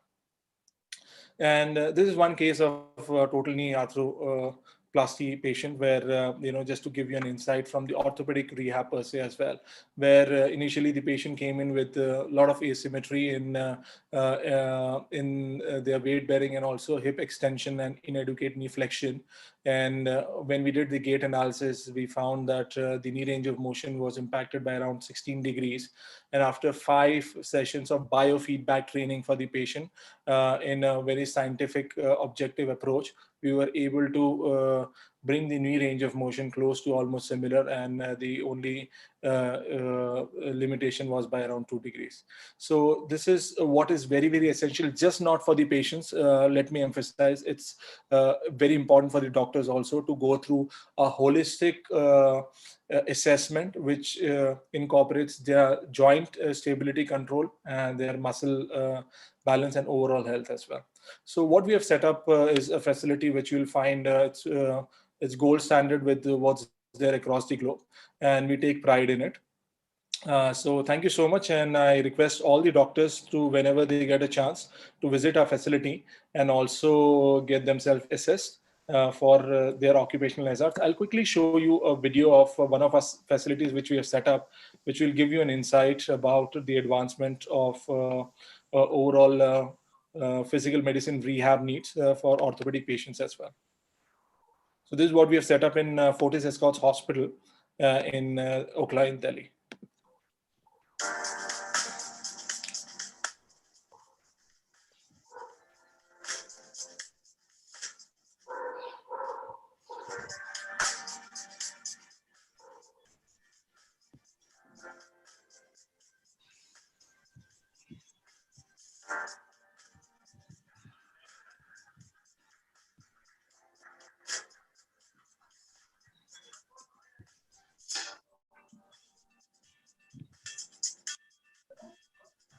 I had access to a few facilities while I was training for the Olympics, and when I came across this particular line of this sort of a facility, I was totally blown over, and that's when I thought that something like this in India is a need of the hour, not just for athletes, but also for regular rehab.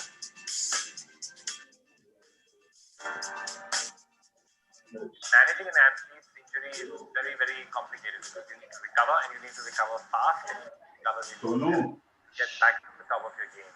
And that is only possible with the help of the latest know-how, the latest knowledge, the latest technology. And I really do believe that this sort of a facility will help athletes come out of injuries faster in a better way, but also helps prevent injuries.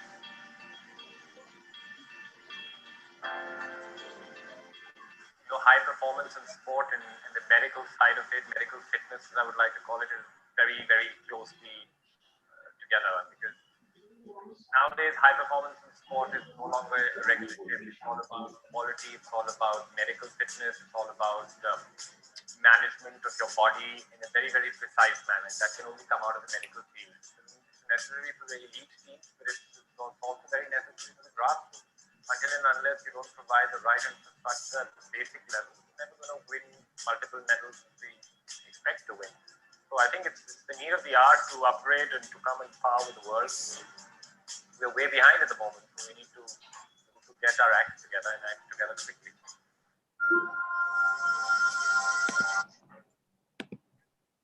So thank you, everyone. I hope it was a useful advice and also an insight. Thank you so much, Diggy. Am I audible?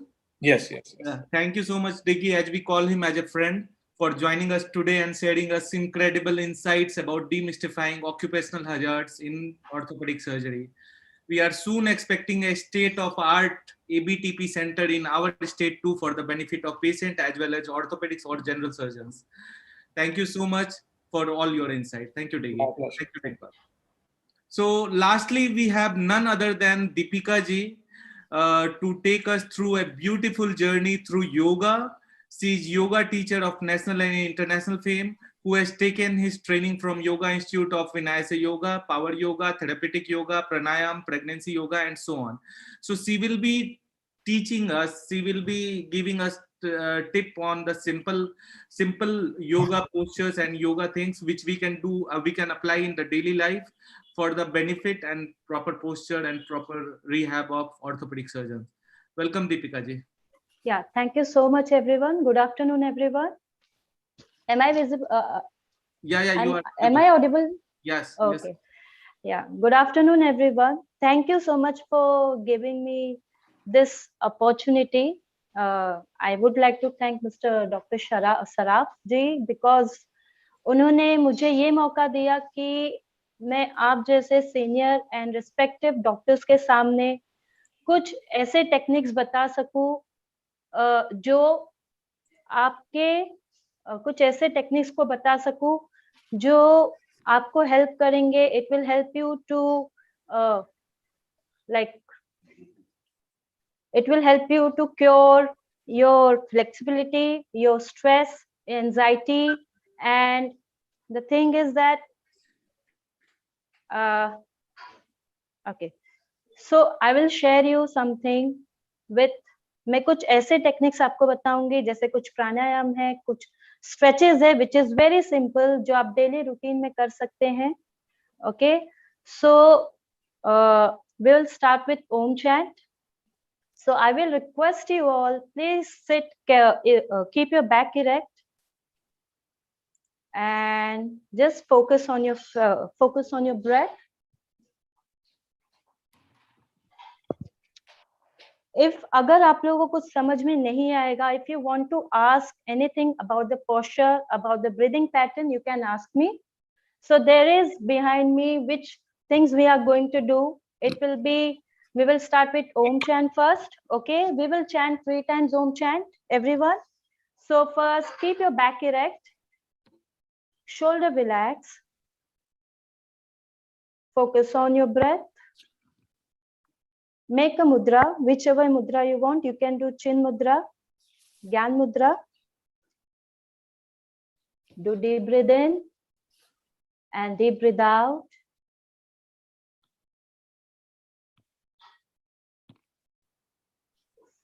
So first we will do deep breath in, and while doing exhale, we will chant Om. Okay, I request you all, please coordinate with us. आप सभी coordinate करिएगा, like जैसे आप लोग doctor, आप सभी doctors है, orthopaedic surgeons है, आप अपने पेशेंट को जितने भी पेशेंट है, आप उनको दवाई लिख कर दे देते हैं, प्रिस्क्रिप्शन लिख कर दे देते हैं, तो आप अपनी तरफ से 50% आप अपनी तरफ से एफर्ट डालते हैं, 50% आपके पेशेंट को एफर्ट डालना होता है. तो it's like this, it is like this only. मैं अपना 50% एफर्ट डालूंगी, बट आपको भी उतना अपना 50% एफर्ट देना होगा, तो तब कहीं जाके 100% एफर्ट होगा. Okay, so what ever things I am teaching you, please उसे संभाल के करिएगा. Don't do it forcefully. Okay, and just what ever I से, लाइक जो भी मैं इंस्ट्रक्शंस देती हूँ, अगर आपको कहीं कुछ समझ में ना आए, so you can ask me, और मैं उसे करेक्ट कर दूंगी. Okay, and what ever stretches you will do, please do it gently, don't do it forcefully. And this pranayams are therapeutic pranayams which we are going to do today. It will help you to increase your immunity power, respiratory system, and it will reduce your anxiety, stress, and it will make your body, it will improve your body mobility, like knee, spine, everything. आप ये जो भी आसनास है, आज हम लोग सभी chair पर ही बैठ के करेंगे, because we have very less time. So जो भी बेनिफिट है, इट विल, मेरे स्क्रीन के पीछे वो सभी आसनास के बेनिफिट आ जाएंगे कि वो एक एक पर्टिकुलर सिंपल स्ट्रेचेस करने पे क्या क्या फायदा मिलेगा आपको. Okay, so let's start everyone. Keep your eyes closed. We'll start with Om chant. Take a deep breath.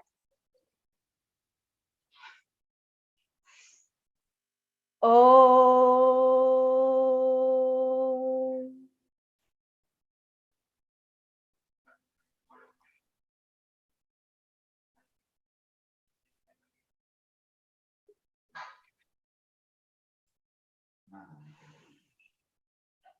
Om.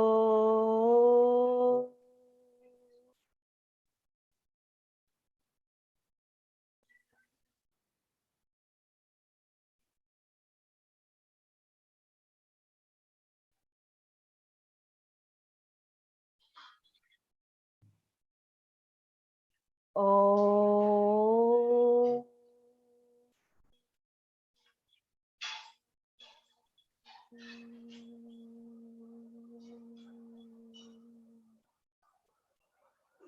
Now gently rub your palms.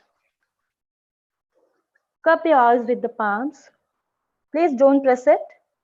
Slowly open your eyes. और धीरे से हाथ. Keep your hands on your knee. So we will start with neck exercise, with breathing exercise.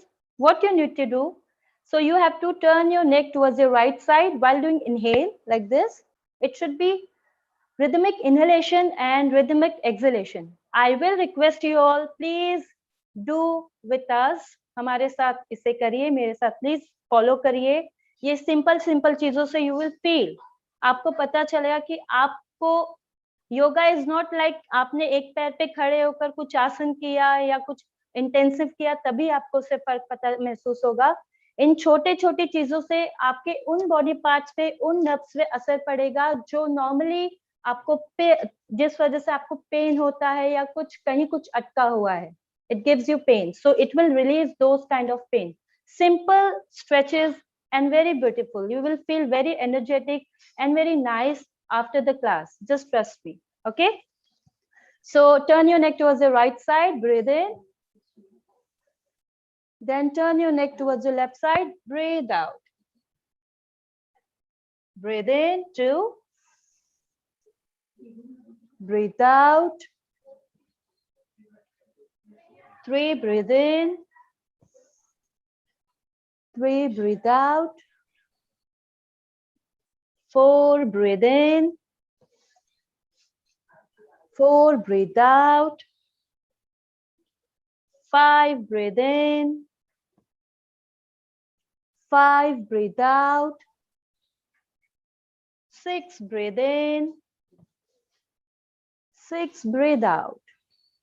Okay, that's it. Now, we will do next. The next we are going to do is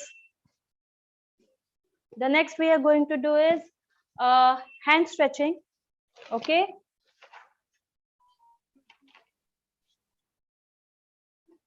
Hand stretching where you need to interlock. We are going to do this hand stretching and Kumbha Pranayam. You have to interlock your fingers. As you can see behind, hand stretching with Kumbha Pranayam. This typical exercise opens up the chest muscles. It improves chest health and concentration, activates respiratory center in and leads to greater intercharge of oxygen. It improves your breathing pattern. Okay, आपके lung का capacity इससे बढ़ जाता है, strength बढ़ता है. Okay, so this is very simple. First you see what we are going to do. Keep your feet and thighs together. Just interlock your fingers and turn your palms like this. Then while doing inhale in 6 count, slowly inhalation this way. 1, 2, 3, 4, 5, 6. Fully inhale and hold your breath here for 10 seconds. Just keep pressing your knee to each other. Feel that contraction on your core muscle, on your thighs, on your abdomen, on your chest. Just feel it, that stretch. Your spine is stretching. Then slowly, while doing exhale, 1 in 4 count, 2, 3, 4, and bring it down. So this way we are going to do 3 rounds. This is very good pranayam, very, very, very good pranayam and very good stretching also. It will stretch your spine. Stretch your spine. You will feel that your vertebra is getting open. Okay, your stress will get reduced, spine stress. Okay, so just start. So counting will be 6 count inhale, 10 second hold your breath. You have to hold your breath. In between, if you feel uneasy while holding your breath, you can release your breath, but hold that posture. Okay, then while doing exhale, just bring your hands down. Keep one thing in your mind. You have to keep stretching your hands upwards, and while taking your hands down, bring your hands keep stretching your hands forward. So sorry everyone. So let's start. Turn your palms. Breathe in. 1, 2, 3. Take a deep breath. 4, 5, 6. Breathe in. Breathe in. Don't lean back. Just keep stretching your hands upwards. Pull your hands up. 1. Hold your breath. 2, 3, 4, 5. Feel the pressure on your chest. 6, 7, 8, 9, 10. Then breathe out. 1, 2, 3, 4. Down. Again, we'll do this 2 more rounds. Continue with me. Breathing up.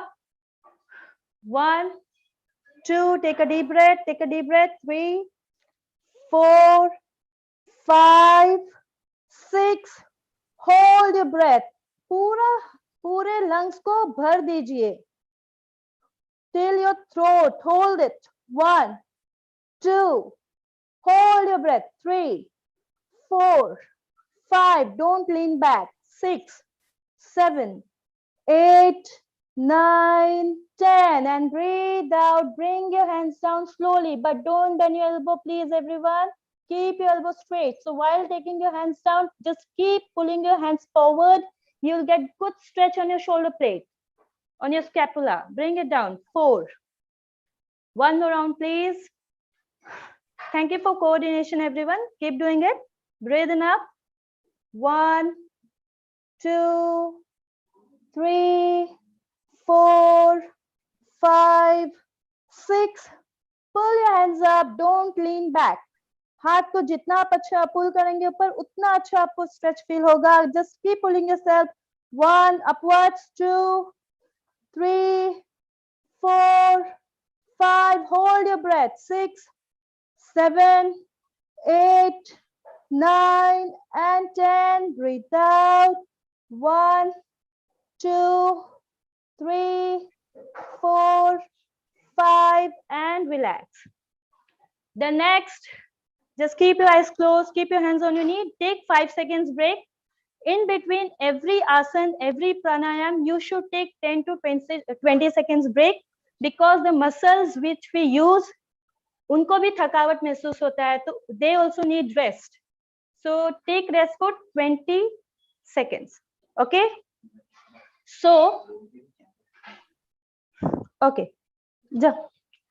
Okay. So now the next we are going to do is belly breathing, forward bend and backward bend stretch. Okay. So change. So it has so many benefits. Backward and forward bend stretch with belly breathing gives you stretch on your spine. Deepika, it is not visible on the screen. Not visible on the screen. Is it? Oh, so not sorry. visible on the screen. Okay, okay. Screen is very bright. To focus on the screen. Okay, the okay. screen is very bright. You cannot focus on the screen. Yeah. Now the camera fine. needs to be focused. No. The camera needs to be focused on the screen. It's just white. The camera needs to be focused. Yes, sure. Still not visible? It's visible, but it's completely white. What's white? Completely white. Samshul, I think the camera is fixed from the device. Exactly. Camera has to be exactly, sir. We need to follow her verbal command. वो पीछे हम देख भी नहीं पाएंगे. We need to follow her. Okay. So sorry. Verbal command. नहीं है आगे. Camera has to be focused there. Your just verbal. A second. Okay, just a second. Let me just try. So sorry for inconvenience, everyone. No, it's okay. But these all are on the TV. okay. I will just keep saying things. Yeah. Okay. That will help. Okay. Okay. So everyone, do you have a scarf with you? It would be good if you have scarf. Scarf, anything band you have, but take it there. Please take that band, because when we do backward bend, it will give you good stretch. Just a moment. Yeah.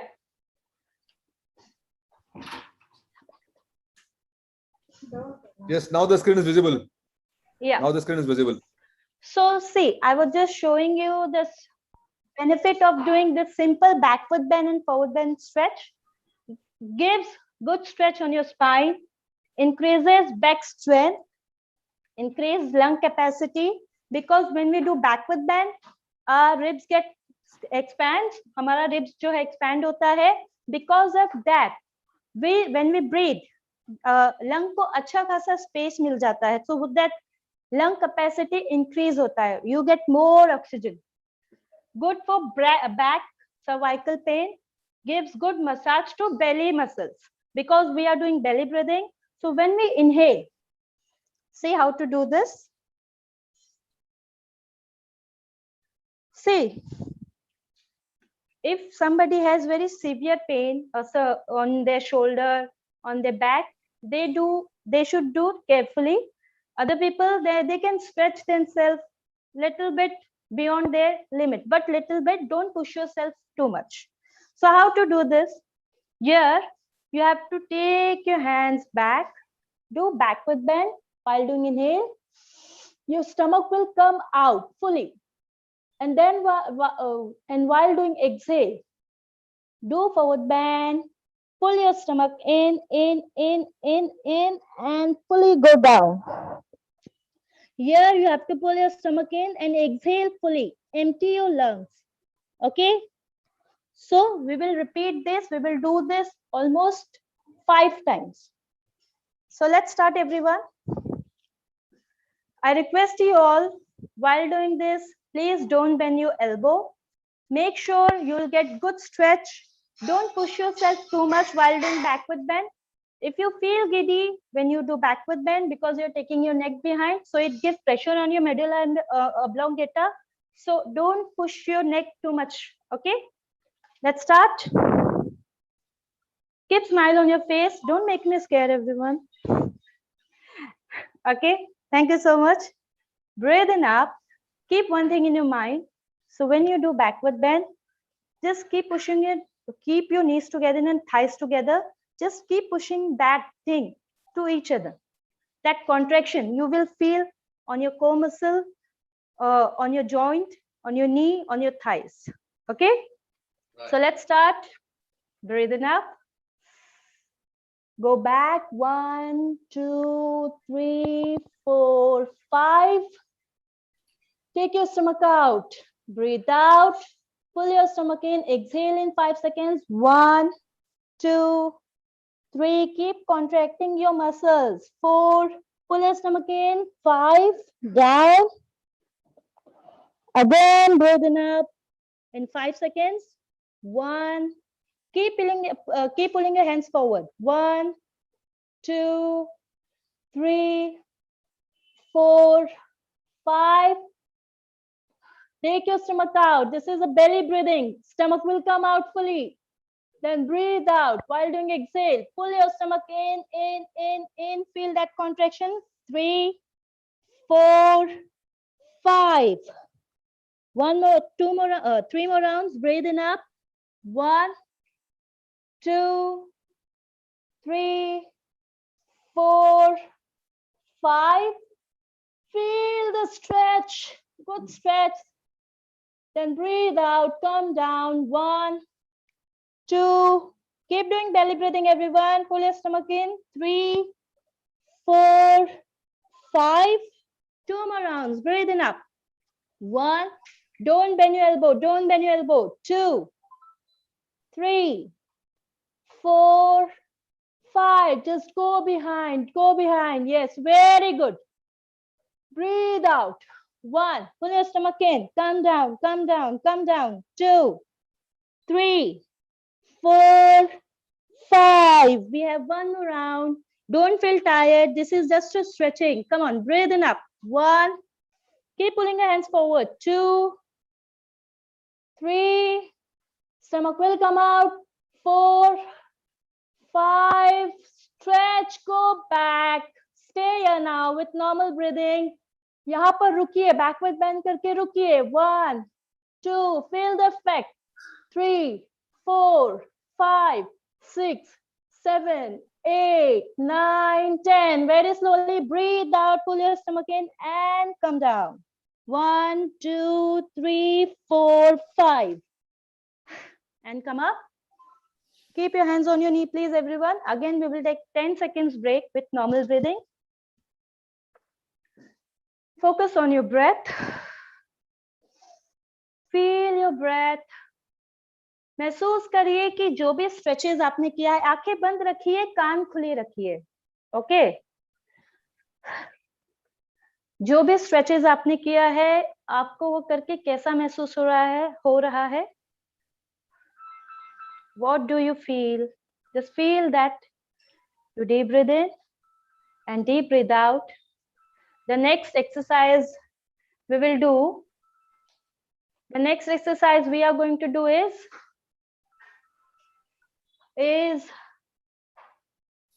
leg forward stretch using chair. On the chair. This is very simple. आप अगर जब आप लोग जैसे कि मुझसे पहले जो आए थे, मुझे I don't remember his name, so sorry for that. But when you sit after the operation, when you sit, जब आप लोग बैठते हो, तो उस टाइम पे थोड़ा सा अपने मसल्स को रेस्ट देने के लिए these all are very good stretches, okay, for your leg, for your core muscles. So good for core muscles, which we are going to do. Increase leg strength. Good for knee mobility. Those who have arthritis, good for them. Good for arthritis. Give good stretch on calf, hamstring. Okay, hamstring muscles के लिए बहुत अच्छा है. So this is very simple. You have to keep straight without taking the support of the chair. Just sit on the just sit on the chair. Keep your back erect. Keep your feet together. Then just take your leg up. It is not visible. I will show you from side view. It will be good for you then. So yeah. Maybe bring a chair. Yeah. I'm sitting on the chair because we have very less time, so I can't make anyone to do very intensive things. So whichever things we are going to do is whole things on the chair only, sitting. So keep your knees together. Then stretch your leg up. So can you see my leg? It's straight. I'm pointing my toe towards me. Or mera knee. My kneecap is tight. I'm getting good stretch on my calf muscle, on my hamstring, and on my abdomen, on my back. Then again, I'm taking my leg down behind my neck, behind my chair, below my chair. I'm just folding fully. I'll get good stretch on my upper thighs also. And this is very good for your kneecap. As I said, it is really good for knee mobility. Okay, so we will do like this and down without leaning back. Okay, so we are going to do this with right leg first 10 times. Let's start. 1, down, 2, breathe in up, breathe out down. If you do with breathing pattern, it would be good. 3, you'll get oxygen. You can send that energy towards that part. 3, breathe in, breathe out. 4, breathe out. 5, breathe out. 6, breathe out. 7, breathe out. 8, breathe out. Please don't lean back. 9, now hold here with normal breathing. बहुत simple है, सिर्फ पैर को ऊपर ही तो रखना है. Feel that pain. Enjoy that pain. 1, 2, 3, 4, 5, 6, 7, 8, 9, 10. Fold it. Again. One more round. Lift up. 1, 2, 3, 4. Normal breathing. 5, 6, 7, 8, 9, 10. And relax. How it was? अगर किसी को कुछ शेयर करना है तो they can share something. No problem.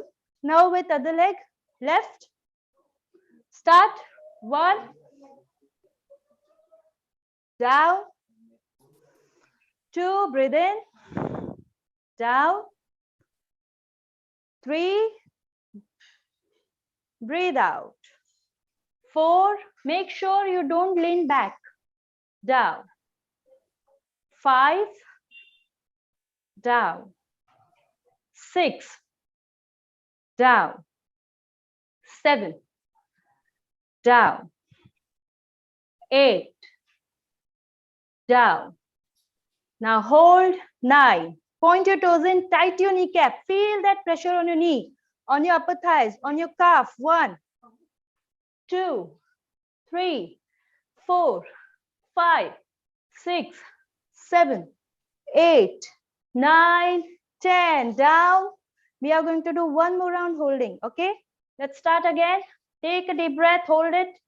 1, 2, 3, 4, 5, 6, 7, 8, 9, and 10. Relax. Just keep your eyes closed. Focus on your breath. Again, we are taking 10 seconds break. Okay. Again, we are taking 10 seconds break. Yeah, Miss Deepika, just a moment. Yeah. Aren't we doing it too fast? क्या हम थोड़ा जल्दी नहीं कर रहे? क्या मेरे ख्याल से ये टाइम की वजह से कर रहे हैं ना? जब हम एक्चुअल करेंगे तो और थोड़ा स्लोली कर सकते हैं. Is that right? Yes, yes. ये बस because of time ratio के मुझे जितना टाइम दिया गया है तो उसमें मुझे कहा गया है कि थोड़ा सा आप जल्दी जल्दी करिएगा क्योंकि you all are doctors, so you have very less time to give for something. No. But actually, you are doing perfect. Thank you so much. Please continue. Yeah, thank you so much. So ये जब हम लोग करेंगे, the actual thing when we do, that time it will be like very rhythmic way. हम लोग ज्यादा number of times करेंगे. आज तो सिर्फ हम लोग 3 राउंड 5 राउंड ही कर रहे हैं. Otherwise, it will be 10 rounds. Right. Yeah. So next thing we are going to do is Nadi Shuddhi. Nadi Shuddhi, mouth inhalation and forceful nose exhalation. It has tremendous benefit. I will say that अभी सब Covid में जो अभी corona का सब चल रहा है, it's COVID season. I will say that people are suffering because of the respiratory weakness. So this is really good for that. It will detox your body. Just see the so many benefit it has. कुछ लिखा है, कुछ नहीं भी लिखा है. Good for spine flexibility. Good for spine flexibility, detoxification of body, cleans the nasal passage, open up the facial muscles. When we exhale forcefully, you will feel that your poses, आपका जो area है, sinus area, it is all opening. You will feel that. Then reduces the back pain, spondylitis, cervical pains. Because while doing this, we are going to move our back, spine. Good for thyroid. Increases the oxygen level in body, improves brain function. Okay. So how to do this? This exercise I will show you from front and from side view also, that you can see my back movement, my spine movement while doing this. So here we will inhale from our mouth and we will exhale from our nose. But how we are going to do this? We are going to start from left. So I request you all, please पहले आप ये देख लीजिएगा. उसके बाद अगर आपको कुछ सवाल होगा, so the questions are welcome. तब दूसरों को भी जानकारी मिलेगा. अगर उनको कुछ पूछना है या तो शायद उनको भी उनका आंसर मिल जाएगा अगर कोई क्वेश्चन उनके पास है. So how to do this? यहाँ पर आपको अपने नोज को, राइट नोस्ट्रिल को बंद करना है. You can make a mudra. This is a gang mudra.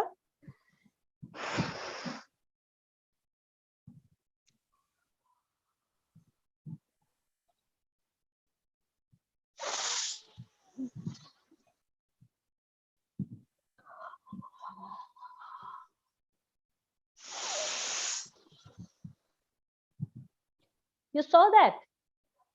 मैंने जब ऊपर लिया तो मेरा मुंह खुला हुआ था. And when I come down, I was exhaling from my nose.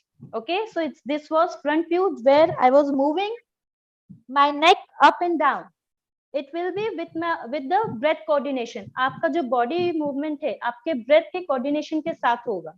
So see how to do this from side view. So again, I'm showing you. Breathe in. Chin will come up, so मेरा back arch होगा, okay, and I'm looking up. So this is giving good stretch on my neck, on my throat, on my spine. So this is very good for hunchback, those who have back posture. Then breathe out, curve your back, your chin will touch your chest, curve your back, you'll get good stretch on your spine, on your shoulder blade, and touch your chin on your chest. So breathing pattern will be, it should be coordination between your breath and your body movement. Now see this. Sorry.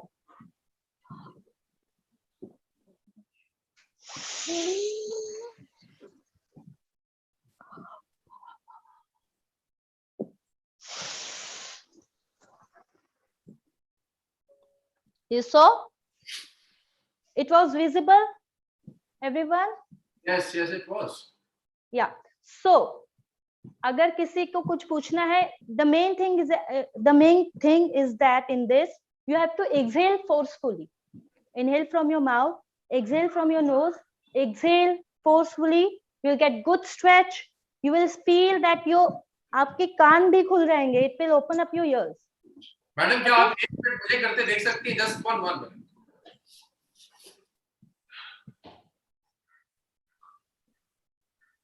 What happened? Yeah. Is this Kumar Shantanu? Yes, it is. Yes. Yeah. Please continue, sir. I request you, sir, don't bend too much while taking your chin down. Just curve your back. Yeah, continue, please. Yes, perfect. Thank you. Yeah, welcome. Let's continue, everyone. Sit straight. So we will do 5 rounds from each side. The counting will be 3 count inhale and 5 count exhale. The exhalation will be a little bit longer because it's necessary that you exhale fully, empty your lungs fully to remove your toxic. Okay? Let's start. Close your right nostril. Bring your chin to the chest. Make sure there will be coordination between your breath and your body movement. Okay? Let's start. Breathe in. 1, 2, 3. Fully inhale, then exhale forcefully. 1, 2, 3, 4, 5. Continue. Breathe in. 2, 3. Fully inhale, then exhale. 1. Forcefully exhale. 2, 3, 4, 5. 3 more rounds. Breathe in up. 1. Inhale from your mouth, everyone. 2, 3. Fully inhale. Feel the lungs. Then breathe out. 1. Forcefully exhale. 2, 3. Curve your back. 4, 5. 2 more rounds. Breathe in. 1, 2, 3. Breathe out. 1. Forcefully exhale, everyone. 2, 3. Curve your back. 4, 5. 1 more round. Breathe in up. 1. Arch your back. 2, 3. Chin up. Breathe out. Curve your back slowly while you exhale. 1, 2, 3. You can pull your stomach in also. 3, 4, 5. Relax. Keep your hands down on your knee. We'll take 5 seconds break. Then we will continue with other nostril. So it was fine, everyone. Anybody has any question to ask? Oh, thank you. It was fine. What you felt? If I want to know, you can share your reviews about this. Yeah, it was excellent.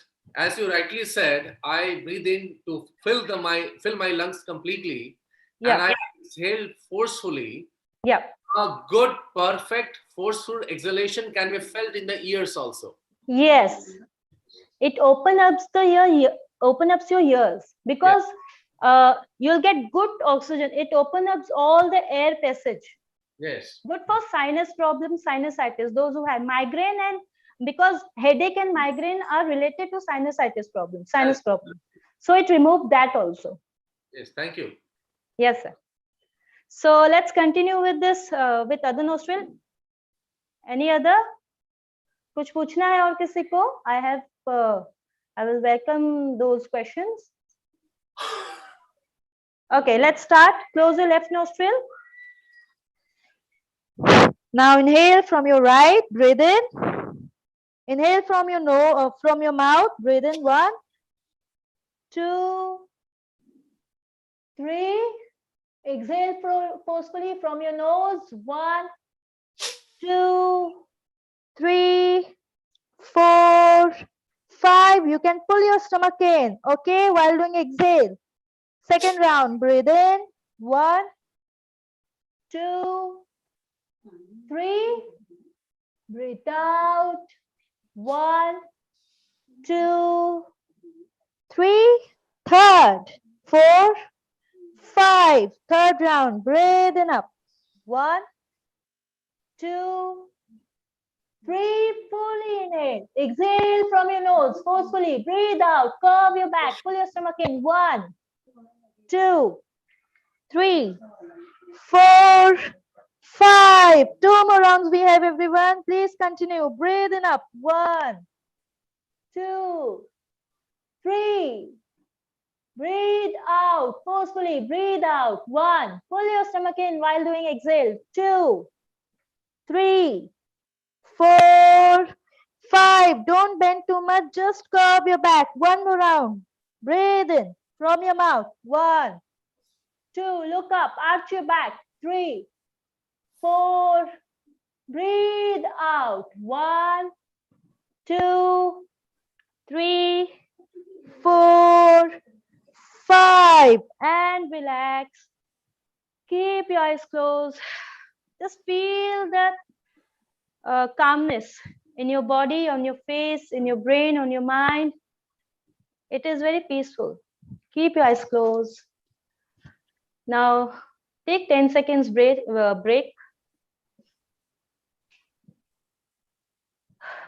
Stay, just focus on your breath.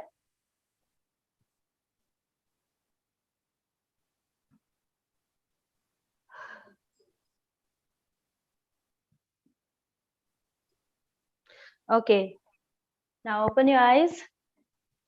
The next thing we are going to do is Padidhar Asan with deep inhalation and lengthy exhalation.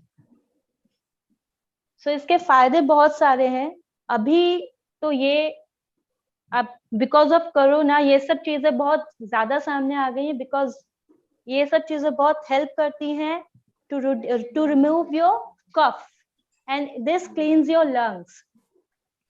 So these are the benefit, but it has so many benefit. अभी यहाँ पर सब नहीं लिख सकते थे तो मैंने थोड़ा ही लिखा है.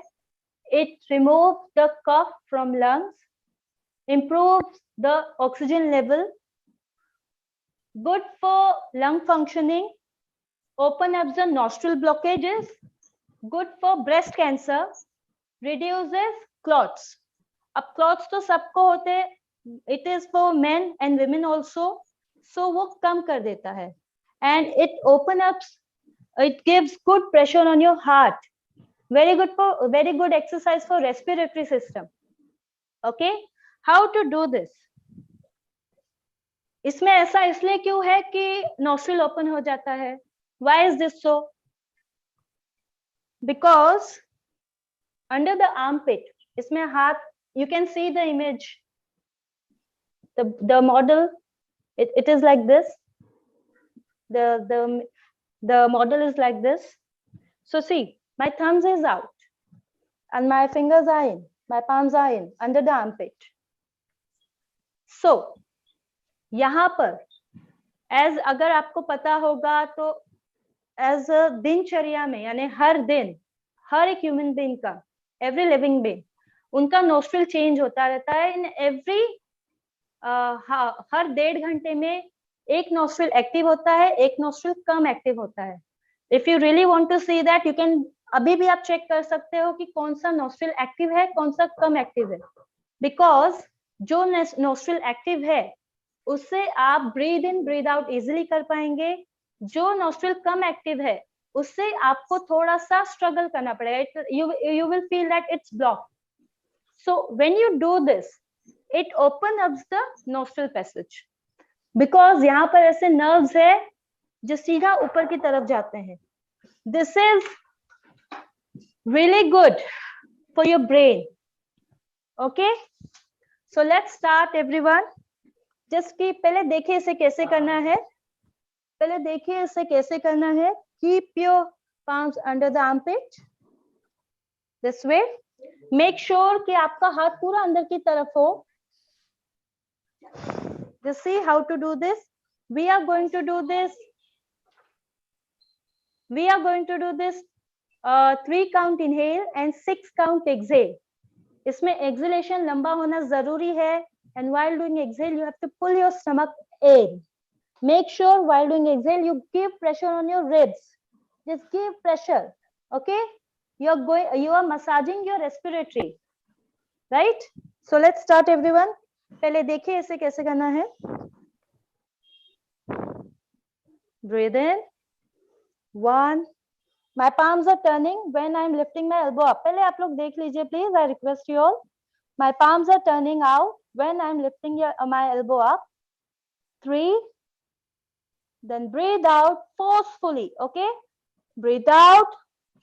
1, 2, 3, 4, 5, 6. So you have to keep pressing your chest, your ribs while doing exhale, and just as well as you have to press here also. Keep pressing your palms under the armpit this way.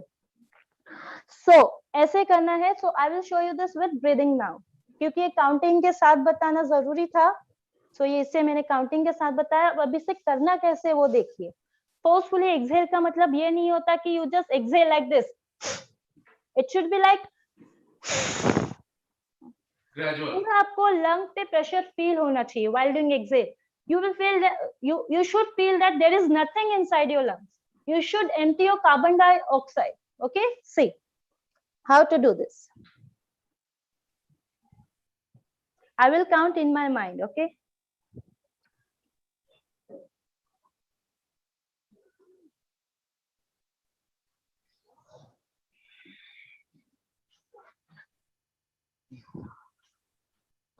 So after exhalation, जब आप पूरी तरह से exhale कर देंगे, so we are going to hold that for 3 seconds. After exhalation, यहाँ पे भी आपको 3 सेकेंड होल्ड करना है.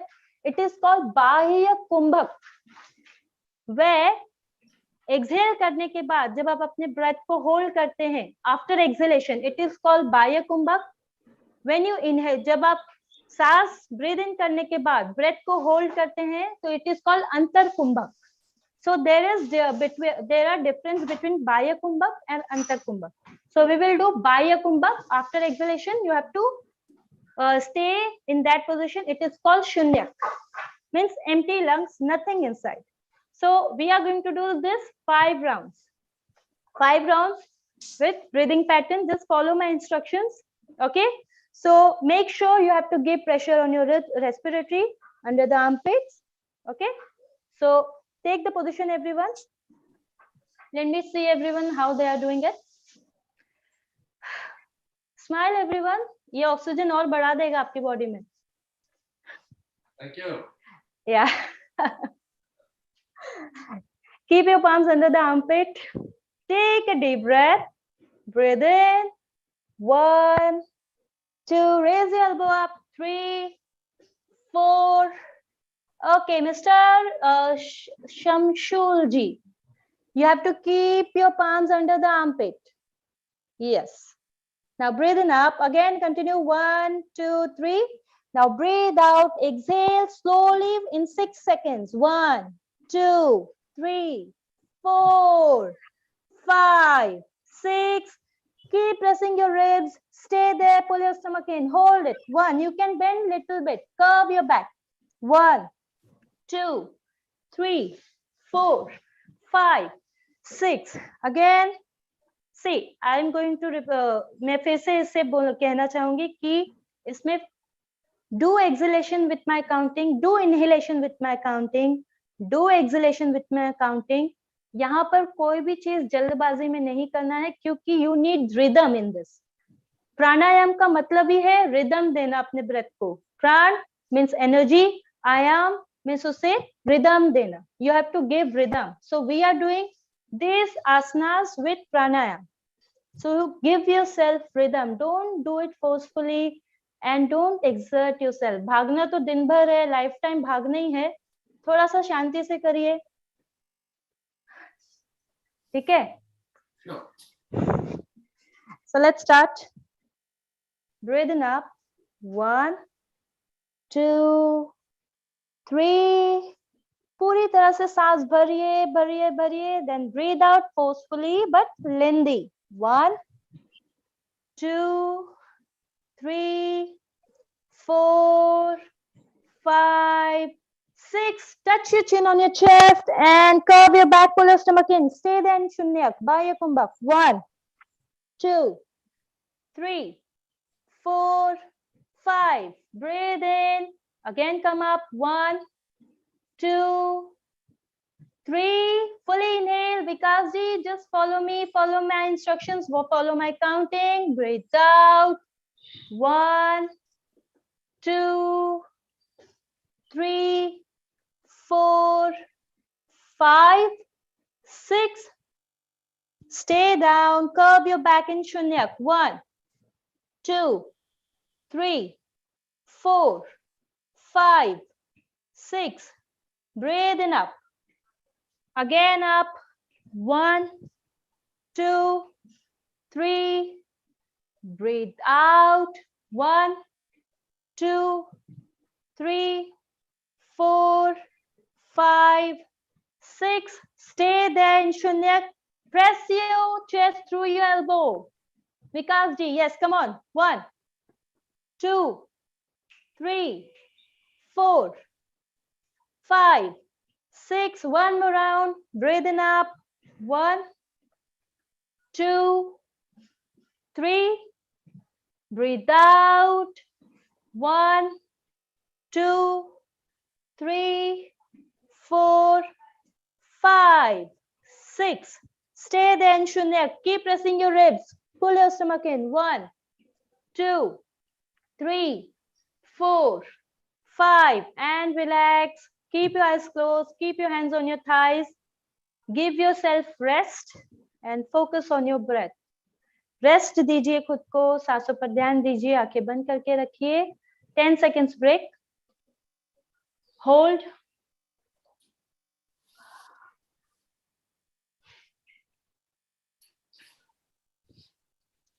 ओके, सो रेस्टिंग के साथ साथ अब हम, आप लोग देख लीजिए, सुन लीजिए जो हम नेक्स्ट करने वाले हैं. सिंहासन विथ कपालभाति एंड स्वान क्रिया. अब स्वान क्या है? जो डॉग्स होते हैं, जो ये होते हैं, कुकुर उनको कहते हैं. They how they breathe like this, they breathe like this, right? उनका टंग बाहर रहता है and they do short inhale short exhale. But वही चीज we are going to do with kapalbhati. Simhasana, kapalbhati with स्वान क्रिया. सो इसके फायदे क्या है? It remove cough, activates the respiratory system, detoxes the body, improve the heat in the body, because Kapalbhati करने से heat बढ़ता है body में. So it will kill your germs, virus, bacteria inside your body. Good heat, not bad heat. जैसे acidic heat होता है, it's not like that. It is a good heat. Okay? This pranayam is good for migraine, headache. Activates the brain function. Improve the memory, because इसमें हम अपना टंग को बाहर stretch करने वाले हैं. So टंग के साथ stretching your tongue out improves your memory and your brain function. Okay? Helps to cure stammer. किसी बच्चों को, यानी जो सिंगर होते हैं ना, जो गाना गाते हैं, they do this exercise. And जो बच्चे, कोई जैसे कोई है जिनको स्टैमरिंग का प्रॉब्लम है, स्पीच को क्योर करता है. Good for thyroid gland, tonsil. Okay? It has so many things. ये तो बहुत कम है actually. ये सब करने से आपका पूरा, I will say that आपका nervous system, so many benefit it has. Okay? So how to do this? You have to keep your knees apart little bit and hands on your knee like this, palms on your knee. Then little bit lean forward. थोड़ा सा आगे झुकना है, ऐसे नहीं. Little bit lean forward. Deepika madam, एक question, sorry to interrupt. Yes, yes. हम लोग किसी आसन की मुद्रा में करना है या चेयर में बैठ के करना है? जी, चेयर पर ही कर सकते हैं, बिकॉज वैसे तो उसे जमीन पे भी करते हैं, but we can do it on the chair. Okay? So अगर आप अभी जमीन पे बैठे हैं मिस्टर शांतनु जी? जी, मैं जमीन पे ही बैठा हूँ. हाँ, so do one thing. You are sitting in Vajrasan, right? Yes. Yeah. Yes. So make sure, just do one thing. Just keep your knees apart and bring your feet together keep your hands in between your thighs, but closer to your knee. Palms will be like this. Yes, yes. And yeah, is it possible to, can you give me the side view, please? Yes, yes, yes. Yeah, thank you so much. Make sure जब आप लोग सिंहासन करेंगे, so मुंह आपका पूरा खुला हुआ रहे, आंखें बड़ी खुली हुई रहे. Just it gives you good stretch on your face. ये इसमें लिखा नहीं है, but this is very good for wrinkles. हाँ, आपका ब्यूटी पार्लर का खर्चा कम लगेगा अगर आप लोग जाते हो तो. टाइम मिल जाता है तो शायद जाते रहो. हम तो सीनियर देखना चाहते हैं ताकि पेशेंट हमें सीनियर डॉक्टर समझे. अरे इट्स ओके. देखिए आप मेरे लिए सीनियर हो. आप सीनियर हो as your experience. That's okay. Age कुछ मैटर नहीं करता, but it will make you young. That's it. It will keep you young. So how to do this? You have to keep your hands on your knee, little bit lean forward. पहले मुझे देखिएगा please, फिर इसे follow करिएगा. Okay.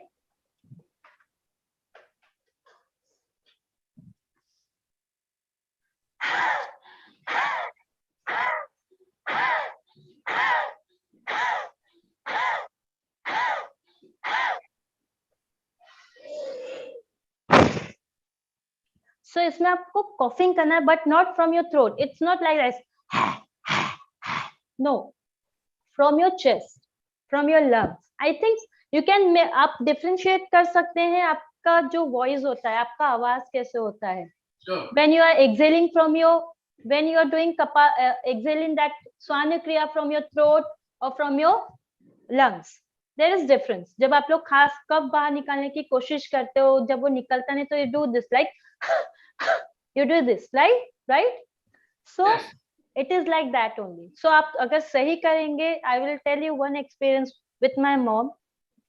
ये बनाया हुआ नहीं है, this is मैं शेयर कर रही हूँ कि जो मेरी मॉम है, इनको खांसी आता रहता था, बट कफ बाहर नहीं निकलता था.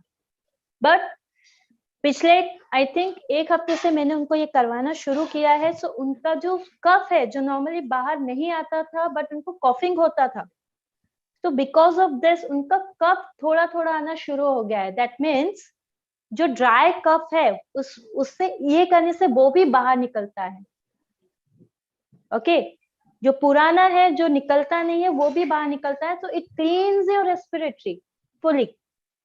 Okay, so we are going to do this 45 of 3 round. हर एक राउंड में आपको 15 करना है. 15 kapalbhati.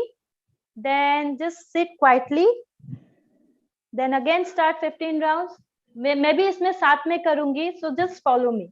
Okay? We are going to do this 15 in 3 sets. Any question anybody has? किसी को कुछ सवाल है? देखिए सवाल पूछ लेंगे तो फिर करेक्शन में टाइम नहीं जाएगा. No, thank you. Please continue. Yeah, thank you. Let's start. Stretch your tongue out. Make sure your mouth will be open. Stretch your tongue out fully. Look up. Stretch your facial muscles. Let's start.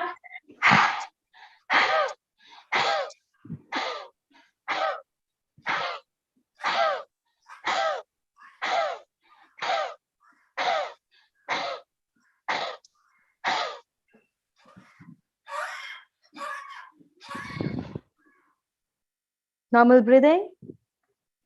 Focus on your breath. You can keep your eyes closed. Take 10 seconds break. 1, 2, 3, 4, 5, 6, 7, 8, 9, 10. Relax. Let's do this second more rounds. 2 more rounds we have. Keep your hands on your knees. Let's start.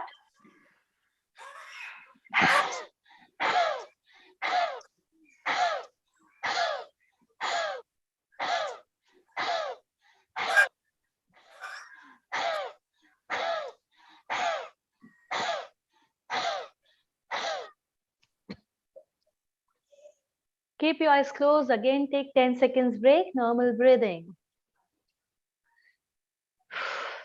Just feel the circulation of your energy का circulation feel करिए all over your body. Please keep your eyes closed. Keep your eyes closed. Feel that circulation energy, circulation of energy. Deepika, yes. हम लोग 1 घंटे आगे चल रहे हैं और ये हाँ. टाइम काफी निकल चुका है, तो हाँ, बहुत हाँ, से व्यूअर्स का रिंग आ रहा है कि भाई अच्छा. आप खत्म कीजिए। बहुत ही खूबसूरत आपका प्रोग्राम है, जी. बहुत ही इंस्पायरिंग है। मुझे जी. लगता है कि सारे लोग अप्रिशिएट किए हैं और सब अपना अपना फीडबैक भेजेंगे, क्योंकि ये तो एंडलेस जर्नी है, इतने योगा वैरायटीज है, इस सब कुछ दिखा देना, समझा देना पॉसिबल नहीं है इतने छोटे समय में। लेकिन ये है कि अब आपको खत्म करना चाहिए, सारे लोग। अच्छा, सो सराफ अंकल जी, मिस्टर सराफ जी, मैं एक चीज प्लीज इफ यू अलाउ मी, आखिरी के 2 चीजें जो थोड़े से जरूरी है, मैं उसका 3 राउंड करवा दूं इफ यू अलाउ मी। एक round because it's only Om chant, so Om chant में ज्यादा समय नहीं जाता है, इस वजह से। So is it fine if I 3 round bhramari और 3 राउंड ओम चैंट का करवा दूं तो? Yeah, please. Yeah, thank you so much. So let's do this last second. Adi, please change. So this is called Anahat Brahmari. Anahat means where you have to keep your hands on your heart. We have very less time, so मैं सिर्फ आपको बताऊंगी कि इसके फायदे क्या होते हैं. Please, when you do this, make sure these things while doing this Anahat Brahmari, आप ये चीजें अपने दिमाग में रखें, मन में रखें.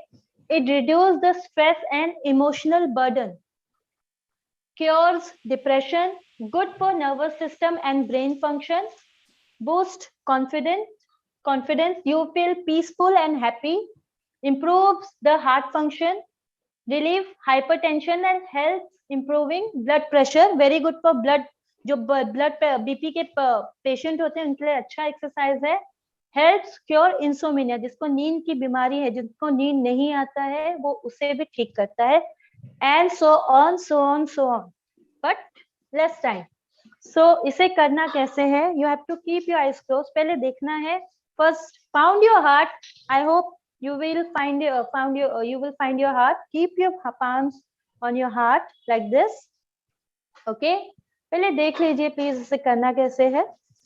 You have to inhale, then it's a bee humming. इसे exhale करते हुए आपको भ्रामरी करना है. How to do this? See.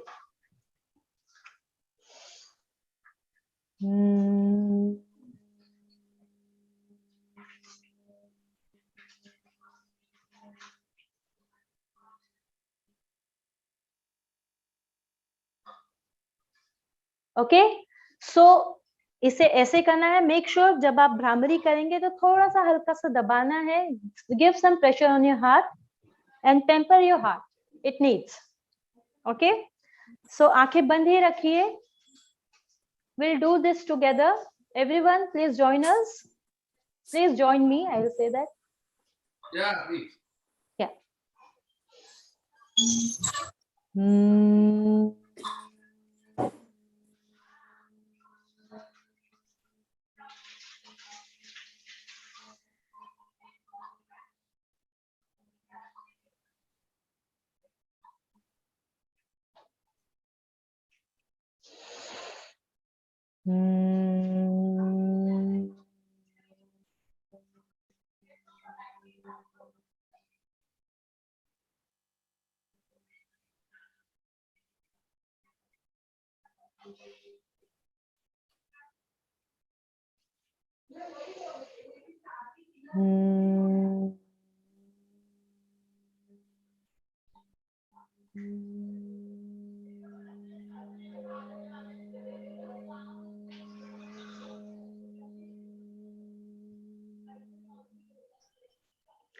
Keep your hands on your heart only.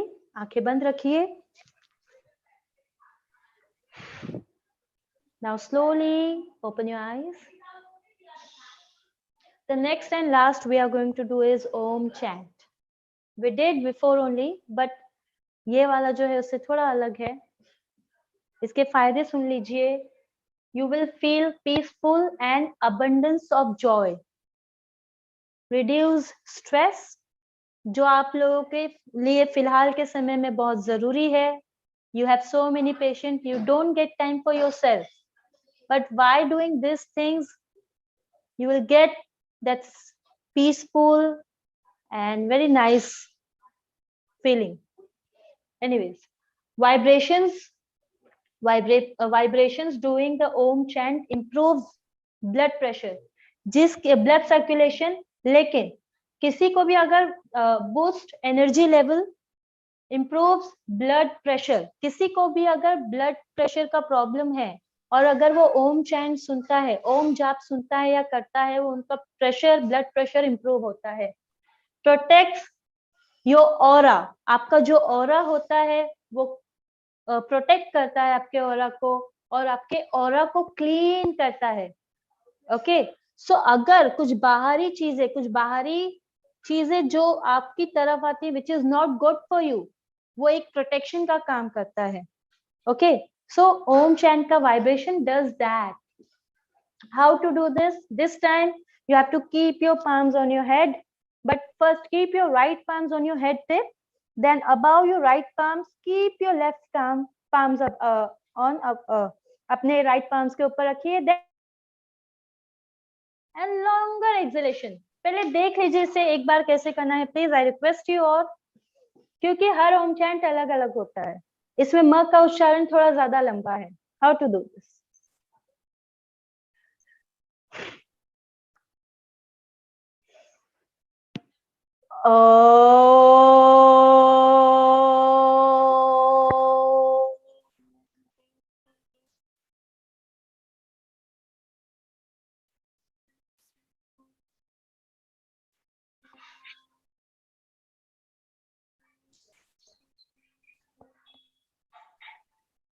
Okay, will do this. Automatically आपके लिप्स पे स्माइल आ जाएगा, trust me. Okay, so we are going to do this 3 rounds. आंखें बंद रखिए, keep your hands on your palms और keep your palms on your head, keep your eyes close.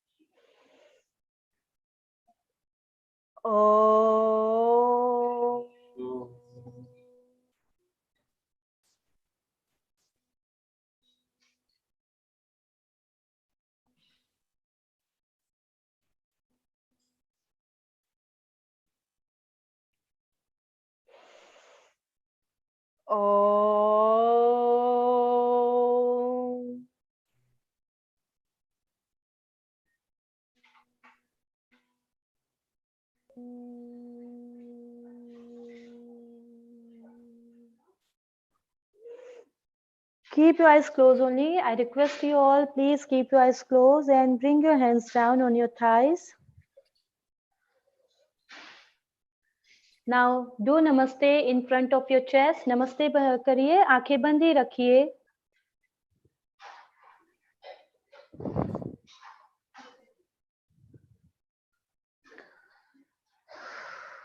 Just feel happy. Give yourself good affirmation. अपने आप को good अच्छा affirmation दीजिए जहाँ पे भी आपको लगता है कि कुछ कमी है, because इस समय आपका energy level higher level पे है. तो अगर ऐसे समय में अगर आप अपने आप को अच्छा affirmation कहेंगे, positive affirmation कहेंगे, so पूरा यूनिवर्स उसे पावर देता है कि आपका वो अफर्मेशन पूरा हो. So give yourself good affirmation. अच्छी बातें बोलिए खुद को एंड प्रार्थना करिए अपना ये just send your prayers to this universe. अपनी प्रार्थना को इस पूरे ब्रह्मांड में भेजिए, इस पूरे पृथ्वी पर भेजिए, बिकॉज अभी टाइम ऐसा चल रहा है कि जहां पर हमें प्रार्थना की भी जरूरत है और ये प्रार्थना ही है जो इस स्थिति को सुधार करेगा, ताकत देगा सभी को मेंटली स्टेबल करेगा. So I request you all, pray for everyone.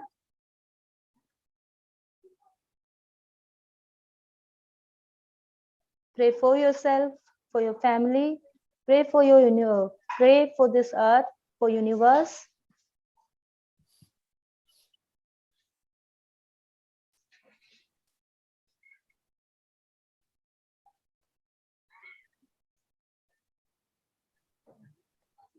Slowly open your slowly rub your palms, open your eyes. मैं आप सभी को धन्यवाद कहना चाहती हूँ कि आप लोगों ने अपना अमूल्य समय दिया, प्रीशियस जो बहुत अमूल्य समय है वो मुझे दिया, अपना कुछ अनुभव आप लोगों के साथ शेयर करने के लिए. Thank you so much doctor Saraf ji, because of you ये पॉसिबल हो पाया है. Thank you so much everyone. I hope कि आप लोगों ने ये सेशन आपको अच्छा लगा हो और इससे आपको कुछ फायदा मिला हो. यू शुड, जो भी कारण से आपने किया होगा अटेंड, वो पूरा हुआ हो. Thank you so much. Thank you, Deepika. Yes. 30 seconds. Yes.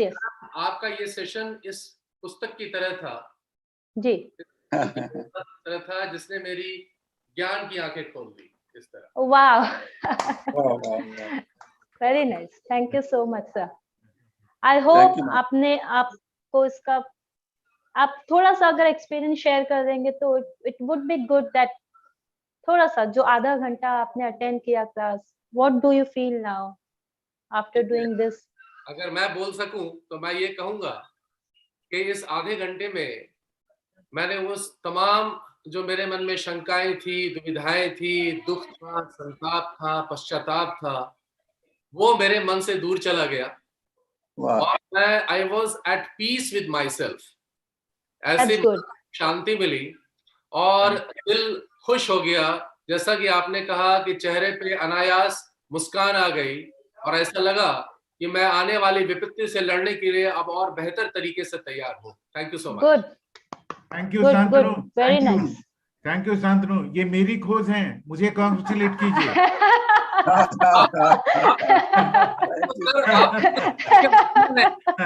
आप एसोसिएशन के प्रेसिडेंट, हम सबके मुखिया हैं और आपसे बढ़कर हमारा अभिभावक इस वक्त कौन है? आप ही तो है sir. Thank you. Thank you so much Saraf uncle ji. Thank you so much. Thank you so much. बहुत अच्छा. Thank you ma'am. Thank you. हाँ auntie ji. Yes, welcome sir. Welcome.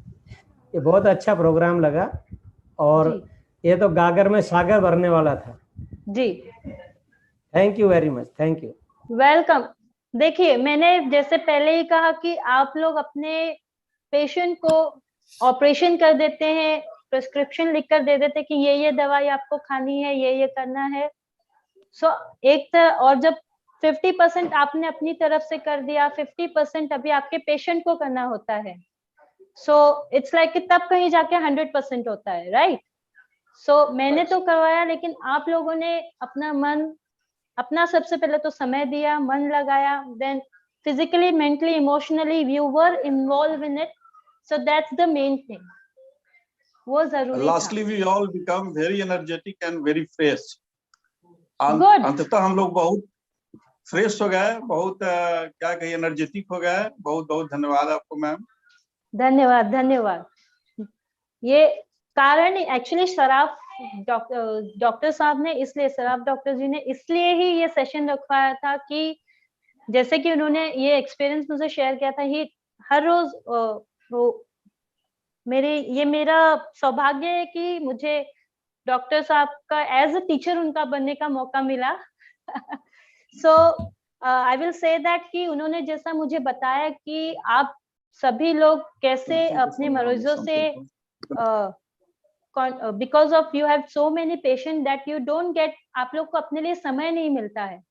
So that is why उन्होंने इसी कारण के वजह से सेशन रखा कि आप लोग अपने लिए समय निकाल के कुछ चीजें खुद के लिए करें. जब आप हेल्दी रहोगे तब आप किसी और को भी हेल्दी बना पाओगे, राइट? एक अच्छी बात और एक लाइन में कहना चाहूंगा दीपिका. जी सर. आपके हर ट्रेनिंग में हर रोज मैंने वेरिएशन देखा है, मिक्सअप भी नहीं देखा। आज आपने कुछ बताया और कल इससे भी अच्छी चीज बताती हैं। तो ये मैसेज मैं अपने कलीग्स के साथ पहुंचाया कि देखो यार, जादू की छड़ी है, आप देखो और महसूस करो कि क्या चेंजेस है, किस तरह की ट्रेनिंग होती है। और आप बहुत स्ट्रिक्ट ट्रेनर हैं, आपने मुझे कई बार डांटा, समझाया, और फिर मैं सुधर गया, बल्कि मैं सुधर गया। जी।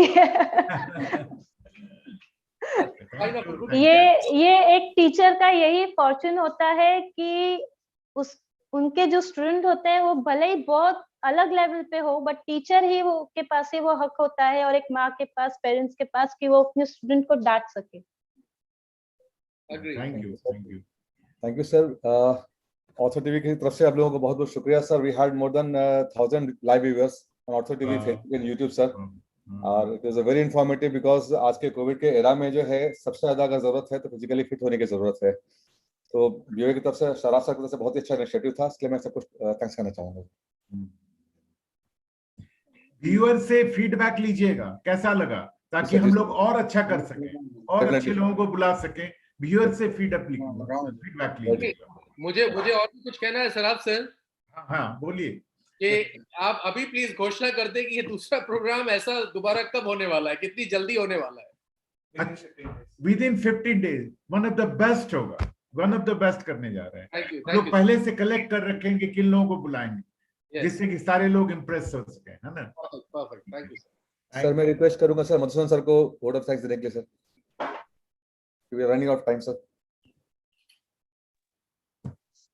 Really, today's program was very informative and educative.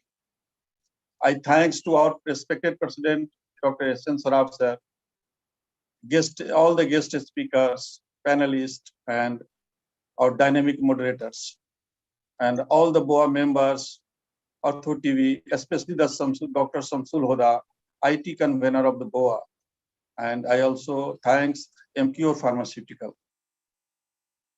Also in this time of the pandemic, spread positivity, stay safe, stay home, and help each other as maximum as possible. Thanks everyone. Thank you. Thank you, sir. Bye.